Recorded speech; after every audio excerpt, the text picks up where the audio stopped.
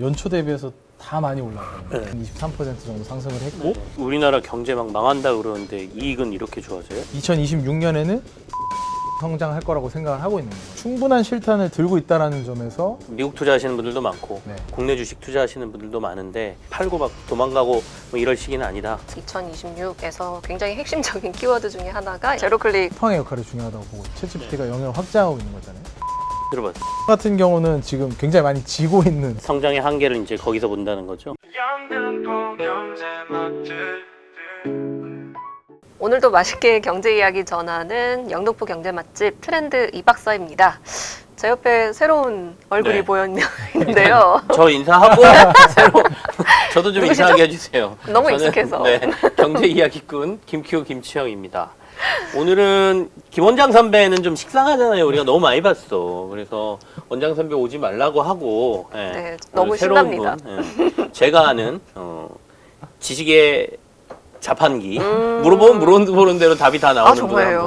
한 분. 네. 만물 박사. 기대됩니다. 정확해야 되는데요. 네, 일단 자기소개를 본인 입으로 네. 좀 네, 하시죠. 한번 해주십시오. 네, 안녕하십니까.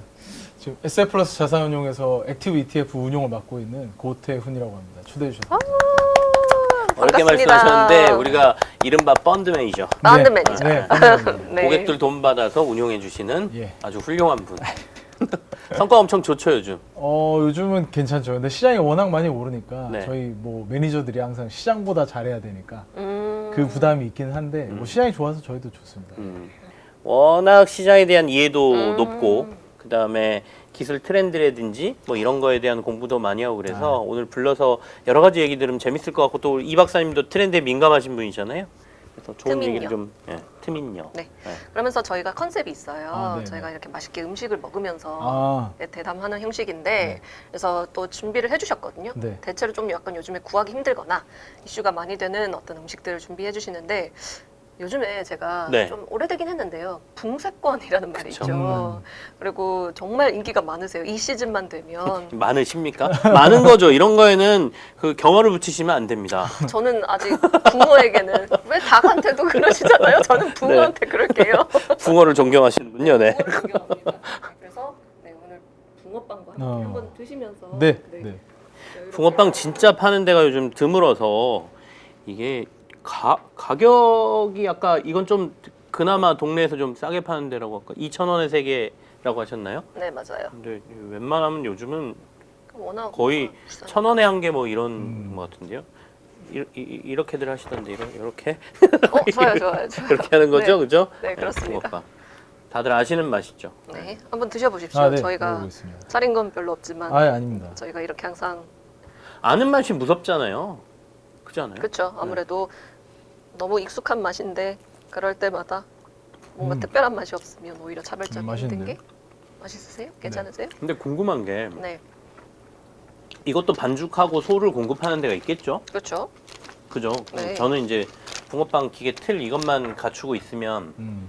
그 다음에 어떤 장소만 있으면 장사를 할 수 있는 기반 내가 직접 반죽하거나 뭐 소를 직접 하거나 그런 곳은 그렇게 하면 더 단가가 안 나올 것 같기도 하고 그죠? 그렇죠. 그럴 수 있을 네. 것 같아요. 자, 그 다음에 또 하나 있어요. 이 메가커피에서 요즘에 확실히 네. 그 저가 커피 브랜드들이 그 커피 외에 이런 간식류들을 굉장히 많이 다양하게 네. 취급을 많이 하는 게 좀 트렌드인 것 같더라고요. 메가커피에서 그래서, 네, 이런 걸 팔아요? 저도 사실 오늘 처음 보긴 하는데 네네. 심지어 이제 라면 땅이네요. 안에 보니까 진짜 라면에 수프 뿌려 놓은 거 이거 혹시 드시고 싶으세요? 저는 좋아하긴 하는데 드셔보세요. 왜 나한테만 다 먹으라 그래요? 라이언이시니까요. 일단 붕어빵 하나 드십시오. 아, 예, 그러면. 알겠습니다. 네. 저도 먹겠습니다. 저 사실 붕어빵을 진짜 오랜만에 1년 만에 먹는 것 같은데요? 그렇지 않아요? 진짜요? 아니에요? 저는 우리 딸이 붕어빵 좋아해서 동네에서 붕어빵을 판다 그러면 무조건 사와요. 자기가 먹으려고. 저희는 회사 앞이 붕세권이라서 간혹 가다 이렇게 산책 한 바퀴 돌면서 사가지고 들어가거나 하거든요. 요즘에 어플도 있는 거 아시죠? 아, 그게 네, 따로 있나요? 요즘에 붕세권을 알려주는 어플이 있어요. 그래서 근데 저는 그거를 어떻게 그 실시간으로 추적해서 하는지 좀 그게 그러니까 신기하긴 누군가는 하거든요. 등록을 해야 될 테고 네, 그 그러니까 그걸 약간 GPS를 달아놓나? 아마 붕어 틀에? 각자 개별적으로 데이터를 이제 지나간 사람이 수집하는 형태로 돼 있는 것 같더라고요. 아, 네. 봤으면 입력하십시오. 그런 식으로. 괜찮네요. 이게 이제 안에 슈크림 들어간 것도 있고 음. 팥소로 돼 있는 것도 있고 심지어 예전에는 뭐 피자 뭐 이런 것도 들어가고 그랬는데 이제 그런 것들 다 거의 사라진 것 같고 팥하고 슈크림으로 통일이 된 것 같습니다. 그죠? 맛있네요. 근데 오랜만에 이것도 먹어보겠습니다. 맛은 봐야죠. 네, 다들 드셔보세요. MSG가 듬뿍 있으니까 거부하시는 것 같은데 안 먹는다고 건강해지는 건 아닙니다. 저 진짜 좋아하는데 거짓말. 아 진짜 매운 제가 라면은 잘 안 먹는데요. 네. 이거 표정을 봐야 돼. 거짓말인지 아닌지 다시 한번 말씀해 보십시오. 저 진짜 생라면을 좋아해요. 음. 엄청 스트레스 받을 때 오도독 때문에. 네. 그러니까 탄수화물이 엄청나게 수혈이 되면서 좋더라고요. 이게 그냥 생라면이 아니라 튀긴 걸 거예요. 그죠? 그쵸? 그건 땅이니까 튀기겠죠? 네. 튀기면서 그 위에다가 스프까지 입혔으니까 기름 듬뿍에 MSG 듬뿍. 최악이죠, 최악. 아니 이런 맛있어요. 최악이 제일 맛있다. 아, 좀 맛있죠. 원래 몸에 나쁜 게 제일 맛있어요. 음. 어떠세요? 그 외에 진짜 생라면이냐 아니면 과자 맛 라면이냐? 진짜 생라면이고요. 네. 일단은 뒷맛은 과자 같아요. 약간 단맛이 있어서 엄청 바삭거리고 엄청 짜요. 저는 너무 짜다. 뭔가랑 같이 먹으면 괜찮은데 얘만 먹기에는 이거는 약간 술안주 아닌가? 그렇지 않아요? 커피집에서 팔기에는 뭐랑 먹어 커피랑? 저가형 커피 브랜드들이 요즘에 간식을 많이 배달로 시켜 먹는 것에 대해서 약간 잘 대응하려고 보면 이런 거 진짜 많이 나오고 있더라고요. 근데 그건 있어요. 저희 집 앞에도 메가커피가 하나 있는데 이제 저희는 주택가여서 아파트 단지 사이에 중학교, 초등학교가 있거든요. 중학생들이 메가커피 어마어마하게 많이 가요. 아, 학교에서 나오다가 요즘 다 여기서 음료수 하나씩 시켜 먹는데 여기에 간식거리가 있으면 학생들은 먹을 것 같아요. 어른들한테 커피 마시면서 너 라면 딱 먹을래? 그러면 왜? 그러네요. 근데 제가 커피랑 같이 먹어봤거든요. 네. 아유, 별로예요? 둘 다 맛이 안 나. 근데 아까 말씀하셨던 배달을 많이 요즘 시키니까 네. 배달 취소 금액 맞추려고 하는 것도 좀 그러니까요. 그런 아, 거 있을 것 같아요. 있어요. 두 잔 정도를 시키면 네. 10,000원이 조금 넘거나 안 되거나 이러니까 조금씩 해가지고 12,000원이나 15,000원 넘어야 커피를 또 시키기에는 커피를- 그러니까 네, 이런 걸로 해가지고 더 그냥 해가지고 채우려고. 채워- 근데 채워서. 마진은 훨씬 좋을 수도 있고요. 이야, 역시 그게 맞는 것 같아. 그게 맞는 것 같아요. 어울리고 안 어울리고 상관없이. 네. 구색을 굉장히 다양하게 하려고 하는 것 같아요. 그렇죠. 음. 그래서 요즘에 보면 진짜 대체로 이 간식류들을 굉장히 많이 다양하게 출시하고 있는 것도 그 영향도 좀 있는 것 같아요. 알겠습니다. 네. 아무튼 얘기하면서 뭐 드시고 싶은 분들 조금씩 네, 드시면 될 조금씩 것 드시면 같고. 이거 진짜 한번 드셔보세요. 네. 아니 억지로 드시지 아니, 않아도 되고요. 저 좋아합니다. 아 정말요? 예, 진짜? 왜 못 먹겠어? 죄송합니다. 저 좋아하죠. 라면 땅을 혹시 드셔보셨어요? 아니요, 먹어본 처음- 적은 없습니다. 그쵸, 메가커피에서. 메가커피에서 나오는 건 그거 처음 아주 먹어봐가지고 엄청 강해요. 위에 스프 엄청 많이 뿌려놨어. 그냥 예전에 먹는 그 생라면. 그러네요. 자, 그러면 생라면 중에는 그 좋아하신다 그랬으니까 주로 어떤 라면을 드십니까? 당연히 오리지널을 먹어야죠. 오리지널이라 하시면 뭘 말하시는 거예요? 신라면이. 신라면? 네. 신라면, 생라면을 먹기 쉽지 않아요. 근데 저 너무 스트레스 받을 때 약간 이럴 때는 진짜. 그럼 신라면 스프를 뿌려가지고 네. 거기다가 응. 그 매운 스프를 네, 뿌려갖고 그러면은 진짜 그 다음날 약간 제 장과 위는 빵꾸가 다 나 있는 느낌이지만 스트레스는 다 사라집니다. 우리 와이프도 생라면을 좋아하는데 우리 와이프는 무조건 안성탕면으로 먹고 갑자기 라면 얘기가 나와서 얼마 전에 삼양식품 그 우지 네, 우지라면 네. 내놨잖아요. 네. 그것도 재밌는 얘기인데 나중에 할까요? 쓸데없이 라면 얘기만 하는 것 같아가지고 우지파동 있었던 그거를 네. 떠올리게 하는. 그렇죠. 네. 네. 그러면 그래도 우리 모셨으니까 그래도 좀 시장 이야기 좀 한번 시장 해주시면 이야기요. 어떨까요? 네. 좀 요즘 분위기가 어떤지. 뭐 전체적으로 다들 느끼시겠지만 연초 대비해서 다 많이 올랐거든요. 네. 그러니까 10월 말 기준으로 데이터를 제가 좀 가져왔는데 S&P 500 같은 경우도 작년에 굉장히 좋았는데 올해도 한 16% 정도 상승을 했고요. 나스닥도 나스닥 100 기준으로 한 23% 정도 상승을 했고 네네. 전체 전 세계 지수라고 할 수 있는 MSCI 월드도 18% 정도 상승을 했습니다. 근데 여기서 보시면 아시다시피 미국의 S&P 500이 16%인데 MSCI 월드가 18%니까 다른 지역이 더 조금 올랐다는 얘기네. 그렇죠. 예. 특히나 이제 코스피가 10월 31일 기준으로는 70%나 상승을 하면서 굉장히 폭발적으로 상승하는 모습이 좀 나타났었고요. 네네. 뭐 미국 시장 같은 경우는 지난 4월에 이제 트럼프가 굉장히 강력하게 무역 규제에 대한 관세에 대한 이야기를 하면서 저점을 찍은 이후부터는 꾸준하게 올라오는 모습을 좀 보여주고 있고요. 뭐 저희도 그런 흐름에서 사실 4월이 저점이라고는 생각을 했거든요. 왜냐하면 할 수 있는 최대한의 부정적인 이야기를 그때 다 꺼내놨기 때문에 네. 그 이후부터는 보시면 아시겠지만 계속 좀 완화적인 스탠스로 나타났던 것들이 시장에도 좀 긍정적인 흐름을 보여줬던 것 같고요. 뭐 제가 그 다음으로 가져온 거는 이제 밸류에이션인데요. 저희가 밸류에이션이 뭐예요? 에세플러스 자산운용이 아무래도 그 이제 주식이라는 건 네. 뭐 잘 아시겠지만 주식이라는 몰라요. 건 기본적으로 뒤에 저희는 기업 가치가 있고 네. 그 위에 주가가 있는 것이라고 생각을 하고요.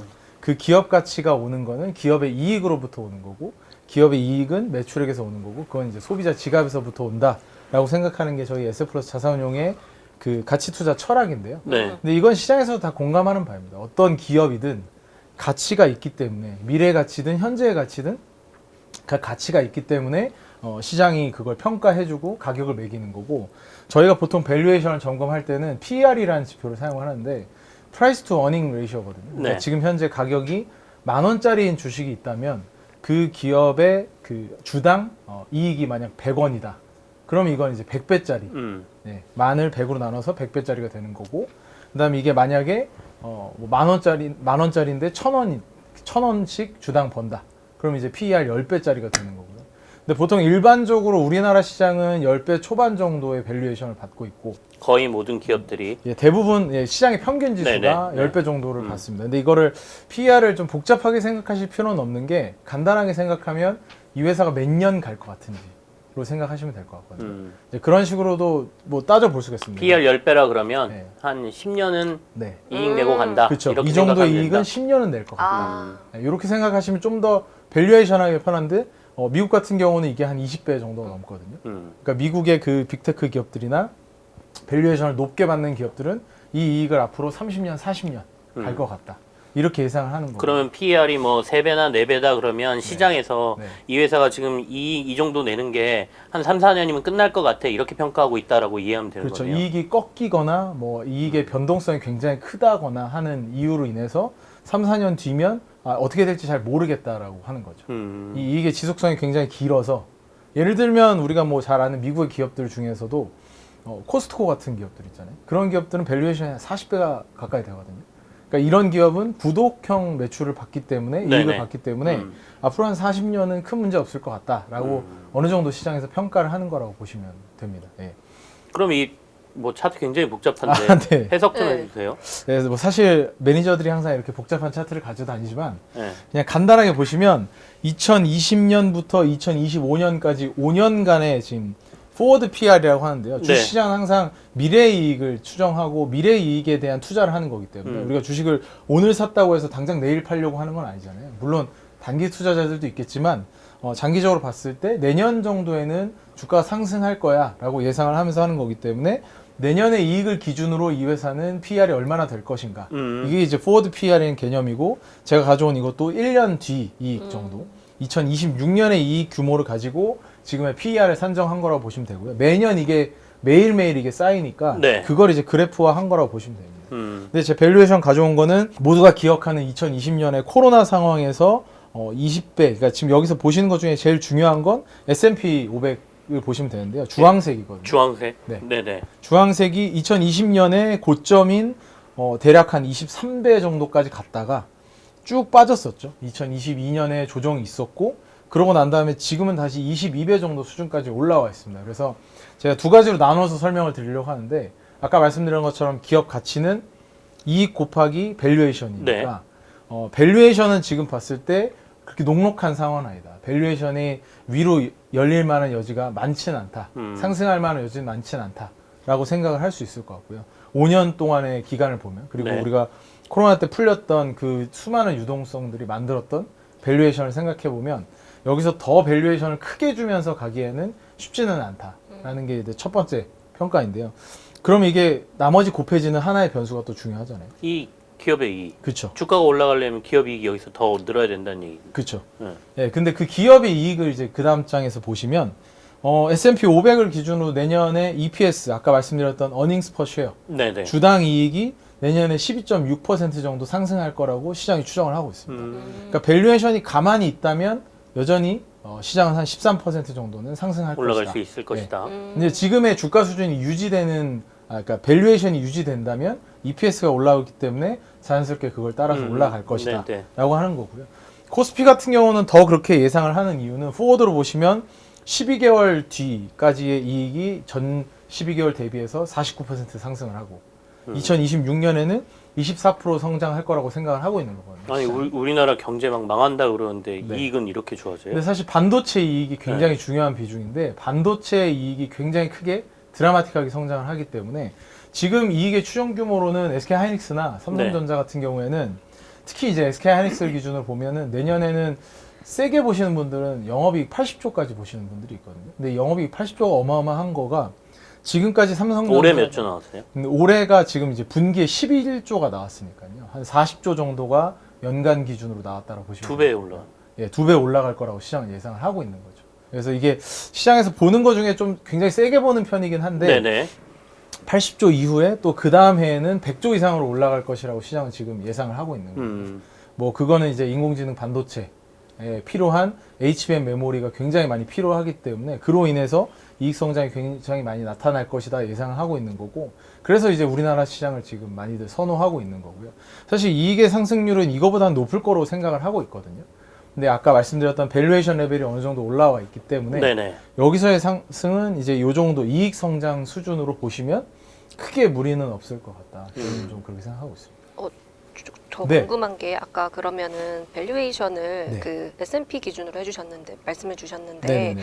코스피도 그러면 똑같이 그렇진 않죠. 왜냐하면 이게 항상 이익의 지속성, 그러니까 저희가 이익을 한 4가지 정도 측면을 나눠서 그 국가를 평가할 때도 똑같거든요. 저희는 기업이나 국가나 똑같다라고 생각을 하기 때문에 이제 우리나라 시장을 보게 되면 우리나라 시장은 굉장히 사이클이 심합니다. 이익의 비중 중에서도 반도체 이익이 굉장히 큰 비중을 차지하고 있고 시가총액 기준으로 보면 지금 코스피 200을 기준으로 했을 때 삼성전자와 하이닉스 비중이 40%가 넘거든요. 그럼 반도체 나머지 기업들까지 합치면 우리나라의 절반의 시가총액이 반도체예요. 이익은 사실은 그거보다 더 큰 비중일 경우들이 굉장히 많고요. 그렇게 보면 반도체가 좋을 때 너무나 좋지만 안 좋을 때 너무 안 좋거든요. 그러니까 지금까지 삼성전자, SK하이닉스, 마이크론이 남기까지 이 세 개의 업체가 남기까지 네네. 계속해서 뒤에 후발주자들은 망해갔던 그럴 정도로 사이클이 심한 산업이라서 이런 사이클이 심하면 지속성을 우리가 정확히 예측하기 어려우니까 우리나라 시장은 그만큼의 디스카운트, 할인을 주는 거거든요. 그래서 미국 시장은 안정감이 있고 패권국이기 때문에 20배 이상을 주면서 밸류에이션 하는 거고 우리나라는 그거의 이제 절반 정도인 10배, 10배 정도. 네, 그리고 중국 같은 경우는 밸류에이션 굉장히 높았다가 2000년대 초반 막 한참 성장할 때는 밸류에이션 레벨이 높았다가 이제는 성장이 굉장히 둔화되고 미국과의 경쟁이 심화되면서 10배가 아니라 한 7배, 8배까지도 빠졌었고요. 그리고 난 다음에 올해 좀 돌아와서 이제 밸류에이션이 조금씩 올라오는 거거든요. 여기서 네네. 보시면 HSCEI 지수가 중국의 이제 대표 지수인 항생 지수라고 보시면 되는데 항생 지수가 바닥의 밸류에이션은 거의 뭐 6배 이 정도 수까지 내려갔다가 지금은 그래도 한 10배 수준까지는 올라온 수준이라고 보시면 될 것 같고요. 제가 말씀드린 뒤에 이익 같은 경우도 거기에 이제 그 밸류에이션이 올라가지 않은 상태에서 이익만 곱했을 때 이익이 내년에 이만큼 올라가니까 지수가 밸류에이션 그대로 두더라도 상승 여력은 이 정도 있다. 지금 시장 최근에 조정 좀 크게 받았잖아요. 그러면서 얘기 나온 게 이 AI와 관련된 버블 논란. 네네네. 이거 좀 거품이 많이 낀 것 같다. 네. 과거에 우리가 이른바 닷컴 버블이라고 네. 했던 시기하고 비슷하다. 네. 이거 금세 무너져라는 얘기들이 좀 있었거든요. 네네네. 그거는 어떻게 보세요? 그게 이제 오늘 우리 플랫폼 얘기하면서 많이 얘기할 부분인데요. 사실 정답을 아무도 모르기 때문에 지금 굉장히 헷갈려하는 건데 왜냐하면 끝에서 최종적으로 결국에는 이 인공지능에 대한 투자들이 결국에 소비자가 이걸 소비하는 단계까지 가야 돼서 매출액이 일어나야 되는데 이게 과연 우리가 그만큼의 돈을 낼 것인가 이들이 투자하는 것만큼을 그만큼 쓸 것인가에 대한 의문들이 굉장히 많은 거고요. 왜냐하면 아직 우리 눈에 보이는 서비스가 챗GPT 수준은 있지만 그 네. 이상의 서비스가 드라마틱하게 우리 뭐 소비자 지갑에서 차지하고 있지는 않잖아요. 지금 혹시 그런 GPT 서비스 같은 구독을 하시나요? 그럼요. 네. 저는 공짜로 해준다 그렇게 1년 쓰다가 예. 끝났는데 아직 고민하고 있어요. 이거 구독 실제로 유료를 해야 되나 말아야 되나. 근데 쓰시는 분들 꽤 많아서 그렇죠. 그래도 이 정도면 네. 처음에 얘기했던 AI 이거 뭐 돈 버는 거야라고 하는 것보다는 그래도 저는 체감상으로 네. 돈 좀 벌겠는데라는 생각은 좀 들거든요. 네. 근데 이제 이게 굉장히 다양한 업체들이 다 같이 투자하고 있다라는 문제점이 있는 거죠. 그러니까 지금 알파벳이나 그러니까 우리가 알고 있는 구글이나 메타나 마이크로소프트, 아마존이 연간 투자하는 금액이 올해 집계를 해보면 대략 100조가 넘어갈 걸로 보거든요. 한 기업당. 한 기업당. 네. 한 기업당 100조. 네. 그러니까 다 합치면 내년은 확실히 거의 1,000조 원 정도 규모는 될 것 같고요. 투자 규모가. 그렇죠. 어마어마한 규모입니다. 사실 1,000조 원 규모를 데이터 센터에 때려 넣고 있다라는 건데. 그러니까 저희가 예전에 이런 데이터 센터를 하는 기업 말고 플랫폼 기업들을 굉장히 선호했던 이유 중에 하나도 그 현금이 들어오면 다 주주환원을 했었거든요. 왜냐하면 현금이 굉장히 순도가 높은 이익을 받기 때문에 뭐 예를 들면 메타가 받는 광고에 대한 이익 같은 경우는 뭐 재투자가 거의 필요 없잖아요. 그러니까 그 이익이 그대로 주주들에게 돌아갈 수 있으니까 굉장히 순도 높고 좋은 이익이어서 밸류에이션도 높게 줬는데 이 이익을 지금은 데이터 센터에 모두가 다 투입을 하고 있는 거죠. 그래서 이 우려를 하고 있는 건데 이 우려 상황은 당분간도 계속 얘기는 되겠지만 결국에 우리가 봐야 되는 건 B2C 서비스를 누가 가져갈 것인가. 네네. 그리고 매출액이 실제로 그 규모까지 나올 것인가를 봐야 되거든요. 왜냐하면 제가 여쭤봤던 이유가 지금 GPT도 있지만 우리가 써야 되는 서비스들이 챗GPT 오픈 AI가 하는 챗GPT도 있고 뭐 알파벳의 제미나이도 있고 그렇죠. 그다음에 메타도 메타 AI가 따로 있고요. 애플 같은 경우는 지금 사실 별 특별한 게 없지만 네. 거기도 이제 형태가 나올 수 있고 유료 구독이 나올 수 있고 클로드라든지 굉장히 다양한 서비스들이 지금 있는 상황이기 때문에 이들이 다 동시다발적으로 투자를 하는데 우리가 AI 서비스를 여러 개 쓸 것인가 아니면 하나만 골라서 쓸 것인가에 대한 고민을 좀 해볼 필요는 있는 구간인 것 같습니다. 예. 오늘 좀 재밌게 얘기해 주실 주제가 플랫폼 관련된 네, 거고요. 플랫폼 관련된 거 뭐 제가 고민했던 거를 얘기 드리기도 하지만 아마 보시는 분들도 좀 생각을 해보면서 나는 어떤 걸 선택하게 될 것인가 한번 생각해보면 좋을 것 같아서요. 네. 예, 정답을 드린다기보다는 네네, 너무 좋죠. 예, 그런 관점이라고 보시면 네. 좋을 것 같고 근데 저는 지금 이제 버블에 대해서 논하기는 아직은 네. 좀 이르다라고 생각은 하고 있습니다. 왜냐하면 여전히 지금 인공지능 데이터 센터에 대해서는 수요가 공급보다 훨씬 더 높은 상황이기 때문에 아직은 버블은 논하기 좀 애매한 상황인 것 같고 2021년 상황이랑 지금이랑 약간 다른데요. 2021년에 기억하시면 지수가 최고가를 찍고 급격하게 한번 꺼졌다가 다시 이제 회복된 건데 그때랑 지금이랑 금리 상황이 다르거든요. 그러니까 2021년에는 제로 금리였기 때문에 네네. 더 이상 돈을 풀 수 있는 여력이 없었어요. 미국이. 경기가 망가졌을 때 금리 내리면서 돈을 좀 풀어줘야 되는데 지금은 미국이 지금 금리가 뭐 4, 5% 정도 되기 때문에 언제든지 사실 조금씩 풀어주면서 수도꼭지를 조금씩 열어주면서 유동성을 풀 수 있는 여지가 있기 때문에 설령 약간 버블에 대한 논란 때문에 시장이 침체되거나 문제가 생기더라도 네. 그러니까 정부에서 돈을 좀 풀면서 그쵸. 이 부분을 완화해 줄 가능성이 네, 있어서 네, 그때는 네. 좀 다르다. 충분한 실탄을 들고 있다라는 점에서 네, 저는 뭐 굉장히 지금 미국은 뭐 속으로 좀 웃고 있지 않을까라는 생각을 저는 개인적으로 하고 있습니다. 그럼 최근에 이제 시장이 이렇게 좀 조정을 많이 받은 거는 네. 버블 논란이 있는데 네. 12월 달에 금리 안 내릴 것 같아 그쵸. 라고 하니까 그 걱정을 한 거라고 봐야 됩니까? 근데 그만큼 미국이 안 내려도 될 정도로 강하다라는 얘기도 반면에 네. 그럴 수도 있고. 네, 그래서 사실 파월이 이야기하는 여러 가지 내용들이 뭐 양쪽으로 다 해석될 수 있는 여지는 있는데 저희는 강하기 때문에 지금 금리를 인하 안 해도 된다라는 게 뭐 주가가 지금 다 올라서 우리가 많은 차익 실현을 할 수 있으면 좋겠지만 네네. 꾸준하게 올라줄 만한 속도 조절을 한다는 차원에서는 나쁘진 않다라고 생각하고 있습니다. 그러면 뭐 미국 투자하시는 분들도 많고 네. 국내 주식 투자하시는 분들도 많은데 아직은 막 두려움에 막 팔고 막 도망가고 뭐 이럴 시기는 아니다. 특히 이제 국내 주식 투자 하시는 분들한테 많이 말씀드리는데 네네. 우리나라 아직 여전히 부동산 비중이 70, 80% 되잖아요. 그러니까 자산의 비중에서 얼마나 차지하는지를 한번 계산을 해보시면 좋을 것 같아요. 사실 계산 안 해보시면 거의 모르거든요, 대부분. 부동산 비중이 너무 높고 그럼 이 자산의 이동을 계속하는 관점에서 자산 배분 관점에서 먼저 한번 생각해 보시면 주식 비중이 아직도 높다라고 하기에는 여전히 낮고요. 근데 민주당에서 나오셨습니다. 네, 그리고 미국 대통령실 관계자. 미국 같은 경우는 주식 비중이 다들 굉장히 높으시잖아요. 근데 네. 물론 이게 변동성이 굉장히 높은 자산이라서 불안해하실 수는 있지만 살아있는 자산이랑 함께 한다는 게 중요한 것 같아요. 이제 기업을 저희는 보면서 밸류에이션 하는 사람들이다 보니까 주식 비중을 좀 늘려가야 될 때다. 그렇죠. 그 기업을 보면서 투자하는 게 오히려 좀 더 안정감이 있지 않을까. 저는 이제 부동산에 대해서는 그 부분이 좀 항상 어렵거든요. 그러니까 살아 있는 부분도 있지만 사실 이 자산이라는 건 감가상각이 계속 되는 거기 때문에 살아 있어서 뭔가를 생산해내는 건 아니잖아요. 그래서 근데 전체 주식에 대해서는 그렇게 볼 수 있는데 네. 그러면은 이제 진짜 플랫폼사들 중심으로 특히 테크사들로 중심 만약에 가지고 있는 분이시라면 예. 또 어떻게 말씀 주실 아, 수 예, 있는지 그 그리고 플랫폼- 이야기 같이 해주시면 그렇죠. 되게 좋을 것 같아요. 빅테크를 가지고 있는 분들을 기준으로 이제 조금씩 생각해 네네. 보면 좋을 것 네, 같아요. 네. 지금부터는 빅테크들이 무차별적으로 다 같이 성장하는 구간은 좀 지나가지 않았나 생각하고요. 서로 간에 이제 명함이 좀 엇갈리는 시기가 될 것 같은데, 투자는 막 옥석 같이 막 관리. 하고 있는데 그렇죠. 네, 뭔가 그 이제- 내용을 이제 조금씩 하나씩. 네, 네, 좋습니다. 네. 좋아요, 궁금해요. 재밌을 것 네. 같아요. 제일 주목하는 데는 어디예요? 네, 어딜 네, 제발 내 뭐- 거, 내 거, 우리는 내 거. 우리는 뭐 내거 단도직입적으로 네. 제일 주목하는 데가 처음에 나오진 않는데. 사실 그래요? 요 내용을 뒤로 좀 밀어놓고 일단 먼저- 먼저 네. 어떤 어디, 얘기인지 어디? 들어보고. 왜냐하면 제가 말씀드리고 싶었던 오늘의 얘기는 네. 보이지 않는 기술, 인비저블 테크놀로지라고 하는데 이쪽으로 계속해서 경쟁이 심화될 거라고 생각을 하거든요. 그러니까 GPT랑 혹시 대화를 해보셨나요? 그럼요. 많이 하시는 거 네, 같아요. 저 많이 합니다. 외로우셔가지고 밤마다 하신다고.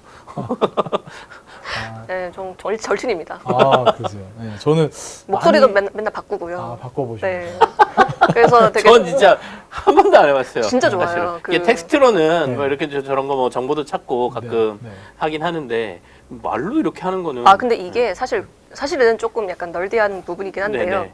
영어 회화 스킬 올리기 맞아요. 진짜 좋아요. 그건 좋다. 네, 그래서 아. 왜냐하면 저 일부러 이제 항상 영어 대화를 막 어디 가서 막 할 수 없잖아요. 이상한 사람처럼 보이잖아요. 그래서 또 심지어 되게 자유롭게 좀 짧은 영어로 좀 잘 들어주는 굳이 해봤다 피터가 있어서. 굳이 해봤다라고 하면 내비하고는 가끔 더 대화합니다. 네 이야기해 주십시오. 네, 나중에 그 쌓인 대화가 유출되면 안 돼요. 절대 안 됩니다.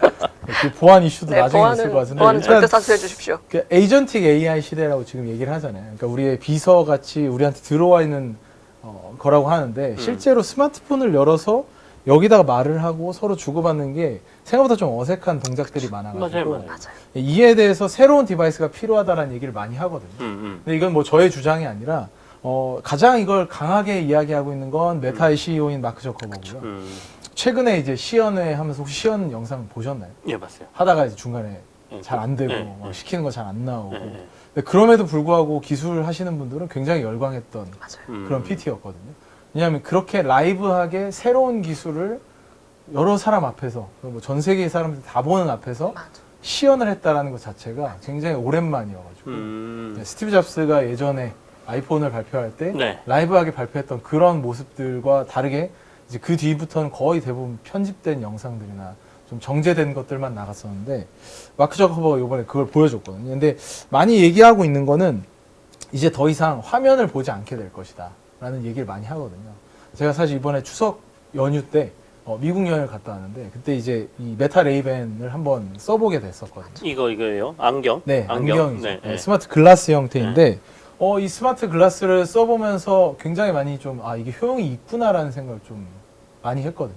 그러니까 아까 말씀하신 대화해주는 건 당연한 거고 그 다음에 제가 보고 있는 상황을 얘가 같이 보면서 상황에 대한 판단도 해주고 뭐가 필요한지 물어봐 주기도 하고 뭐 이런 식으로 의사소통이 가능하기 때문에 버전이 좀 업그레이드 된 거잖아요. 이게 제가 네. 기억이 한 3년 전에 네. 첫 제품이 나왔던 것 같은데. 맞습니다. 네. 지금은 일반 모델은 젠2고요. 2세대고 그 다음에 이제 디스플레이라는 제품이 하나 더 들어간 건데요. 뭐 글라스 얘기로 넘어가기 전에 마크 저커버그는 이에 대해서 이제 계속 화면을 끊임없이 내려다보는 게 아니라 주변 사람들이랑 교류하는 것에 좀 더 초점이 갈 것이다 라는 얘기를 하는데 이거는 지금 메타가 하고 있는 SNS 비즈니스랑 연결점이 있는 거죠. 네. 예, 그리고 이제 샘 알트만 오픈 AI CEO 같은 경우도 현재 스마트폰이 AI의 잠재력을 다 담아내기에는 폼팩터가 적합하지 않다라는 이야기를 하고요. 우리가 이제 주머니에 넣어놓거나 뭐 손에 갖고 있거나 이게 사실은 AI를 위한 설계는 아니라라는 얘기를 많이 하거든요. 그래서 AI를 위한 설계는 어떻게 보면 이게 아예 안 보이는 형태, 폰이 없는 형태까지도 발전이 될 것이다라는 얘기를 이렇게 AI를 개발하고 있는 그 선두에 있는 이런 CEO들이 얘기를 하고 이거 있거든요. 삑 들고 보고 뭐 이렇게 누르고 이것도 귀찮다 이 얘기네요. 그렇죠. 응. 네. 근데 여기서 제가 플랫폼에 대한 경쟁의 얘기를 했던 거는 음. 그러니까 우리가 안 보게 되면 더더군다나 이 회사가 어딘지를 신경을 안 쓰게 될 거거든요. 아, 우리가 이거 말로 아이폰을 쓰는지 삼성을 쓰는지 상관없어진다는 얘기죠. 그렇죠. 예. 아까 말씀 주셨던 것처럼 박사님 말씀 주셨던 것처럼 우리가 만약에 내 AI에다가 이름을 붙여넣으면 그 이름을 부르기 시작을 하면 이게 제미나인지 이게 오픈 AI인지 이게 혹은 애플인지 메타인지 신경 안 쓰고 아마 쓰게 될 거거든요. 그럼 이제 그들은 자기의 존재감이 사라지는 거니까 플랫폼 기업들 입장에서는 치열하게 이 주도권을 쥐려고 노력을 안 할 수가 없는 이제 그런 상황이라고 보고 있습니다. 그래서 이제 네, 네. 말씀하시죠. 네. 아니 나는 궁금해서 쓰면 네. 디스플레이가 눈앞에 어떤 식으로 나타나는지 되게 궁금하거든요. 네네네. 그러니까 제가 가서는 이제 그 디스플레이 버전은 어. 아직은 시연하려면 대기를 굉장히 길게 해야 돼서 맞아. 그걸 직접 보지는 못했는데 요- 그리고 네. 심지어 그 이번에 삼성 해보셨어요? 네, 써보셨어요? 사실 저도 다녀왔었어요. 아, 네. 그럼 두 분이 얘기하시면 저 자리에 빠져 있을게요. 모르는 사람이 굳이 끼어들 필요가 아닙니다, 없네. 아닙니다, 아닙니다. 근데 미국 다녀오신 두 네, 분께서 저도 영어로 다녀- 대화하시는 건 어떠신가요? 피터? 영어 회화로 할까요? 아니요, 그게 아니고 저는 사실 그 레이벤 매장을 들어갔는데 거기에 메타 글래스가 있어서 사실 조금 놀랬던 게 네네네. 이게 완전히 예전과 다르게 좀 인식적 전환이 있었던 게 테크사의 어떤 최신의 어떤 브랜드 제품이 아니라 실제로 레이벤 글라스는 사실 선글라스는 굉장히 유명하죠? 네, 그리고 굉장히 패셔너블한 네. 브랜드잖아요. 그런 회사, 그런 브랜드와의 협업으로 통해서 되게 대중성을 높이기 위한 어떤 활로를 되게 잘 마련했구나라는 생각을 전 1차 했었고, 네. 그다음 두 번째는 진짜 충격적이게도 너무 가벼웠어요. 맞아요, 맞아요. 여기 이제 보통 제가 생각했을 때 뭐 배터리. 오큘러스나 정말 가벼워요. 음. 지금 제가 가지고 있는 저 눈 진짜 시력이 나쁘거든요. 거의 굳이 그것까지 말씀 안 하셔도 되는데. 두께가 엄청 네. 두꺼워서 사실 엄청 무거운데 저는 네. 그거보다 가볍구나라는 생각을 했었거든요. 체감. 근데 무게가 정확하게 재진 않아서 모르지만 아무튼 그래서 그 보면 제가 생각했을 때 오큘러스나 아니면 삼성 뭐 우리 지금 네네. XR 같은 이 글라스를 생각했을 때 네, 네. 되게 불편하고 무겁고였는데 일단 그거를 해소하기 위해서 두 번째 무게 이슈를 좀 많이 해결했구나라는 맞아요. 것도 좀 체감을 했던 것 네네. 같아서 되게 네. 재밌었던 것 그래서 같아요. 정확히 첫 번째 포인트가 사실 마크 저커버그가 진짜 고민을 많이 한 포인트인 것 같아요. 그러니까 본인들이 막 만들어 놓고 되게 좋아했는데 네. 이걸 좋아하는 사람들을 보니까 다 이제 테크 긱들인 거예요.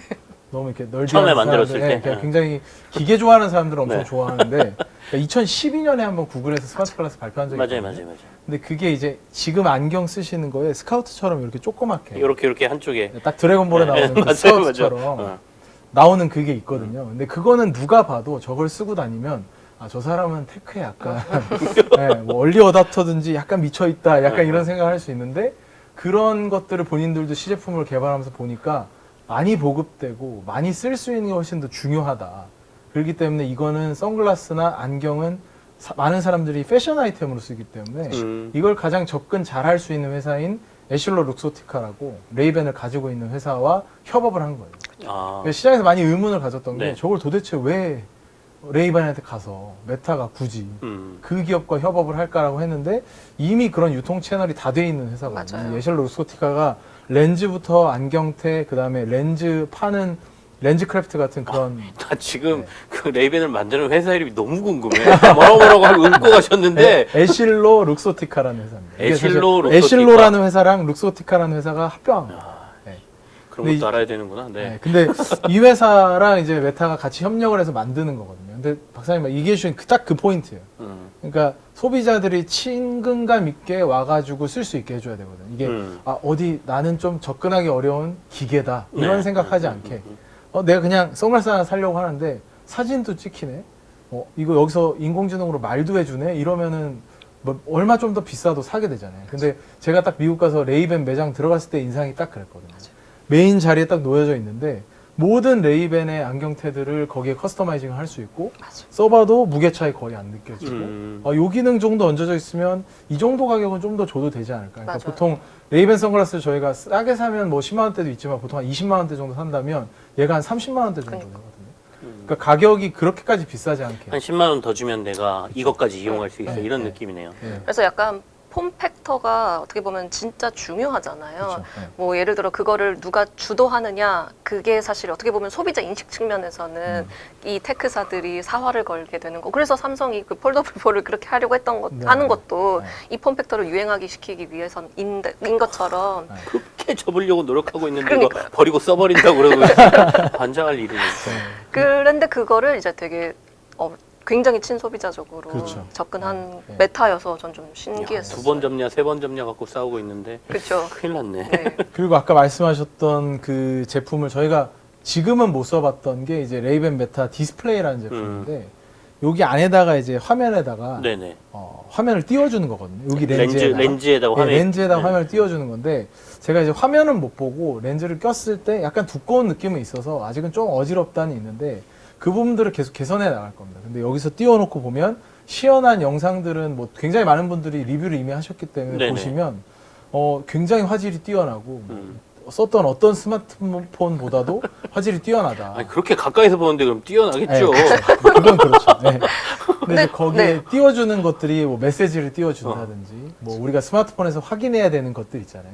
그런 건 기본적으로 다 띄워주는 이제 그런 형태로 디스플레이를 하면서 모든 정보가 여기 들어가게 되는 거죠. 네, 그래서 이게 굉장히 좀 메타 입장에서는 굉장히 사활을 걸고 하는 영역이거든요. 시장이 이쪽으로 확 좀 무게중심이 이동할 거다 네. 이렇게 전망을 하고 그러니까 계시는 이게 거예요. 새로운 디바이스인데 네, 이걸 좀 네. 생각해 보셔야 되는 게 지금 올해가 판매량이 대략 한 100만 대에서 200만 대 정도 될 거라고 예상을 하고 있는데 이 시장을 메타가 장악을 하고 있는데요.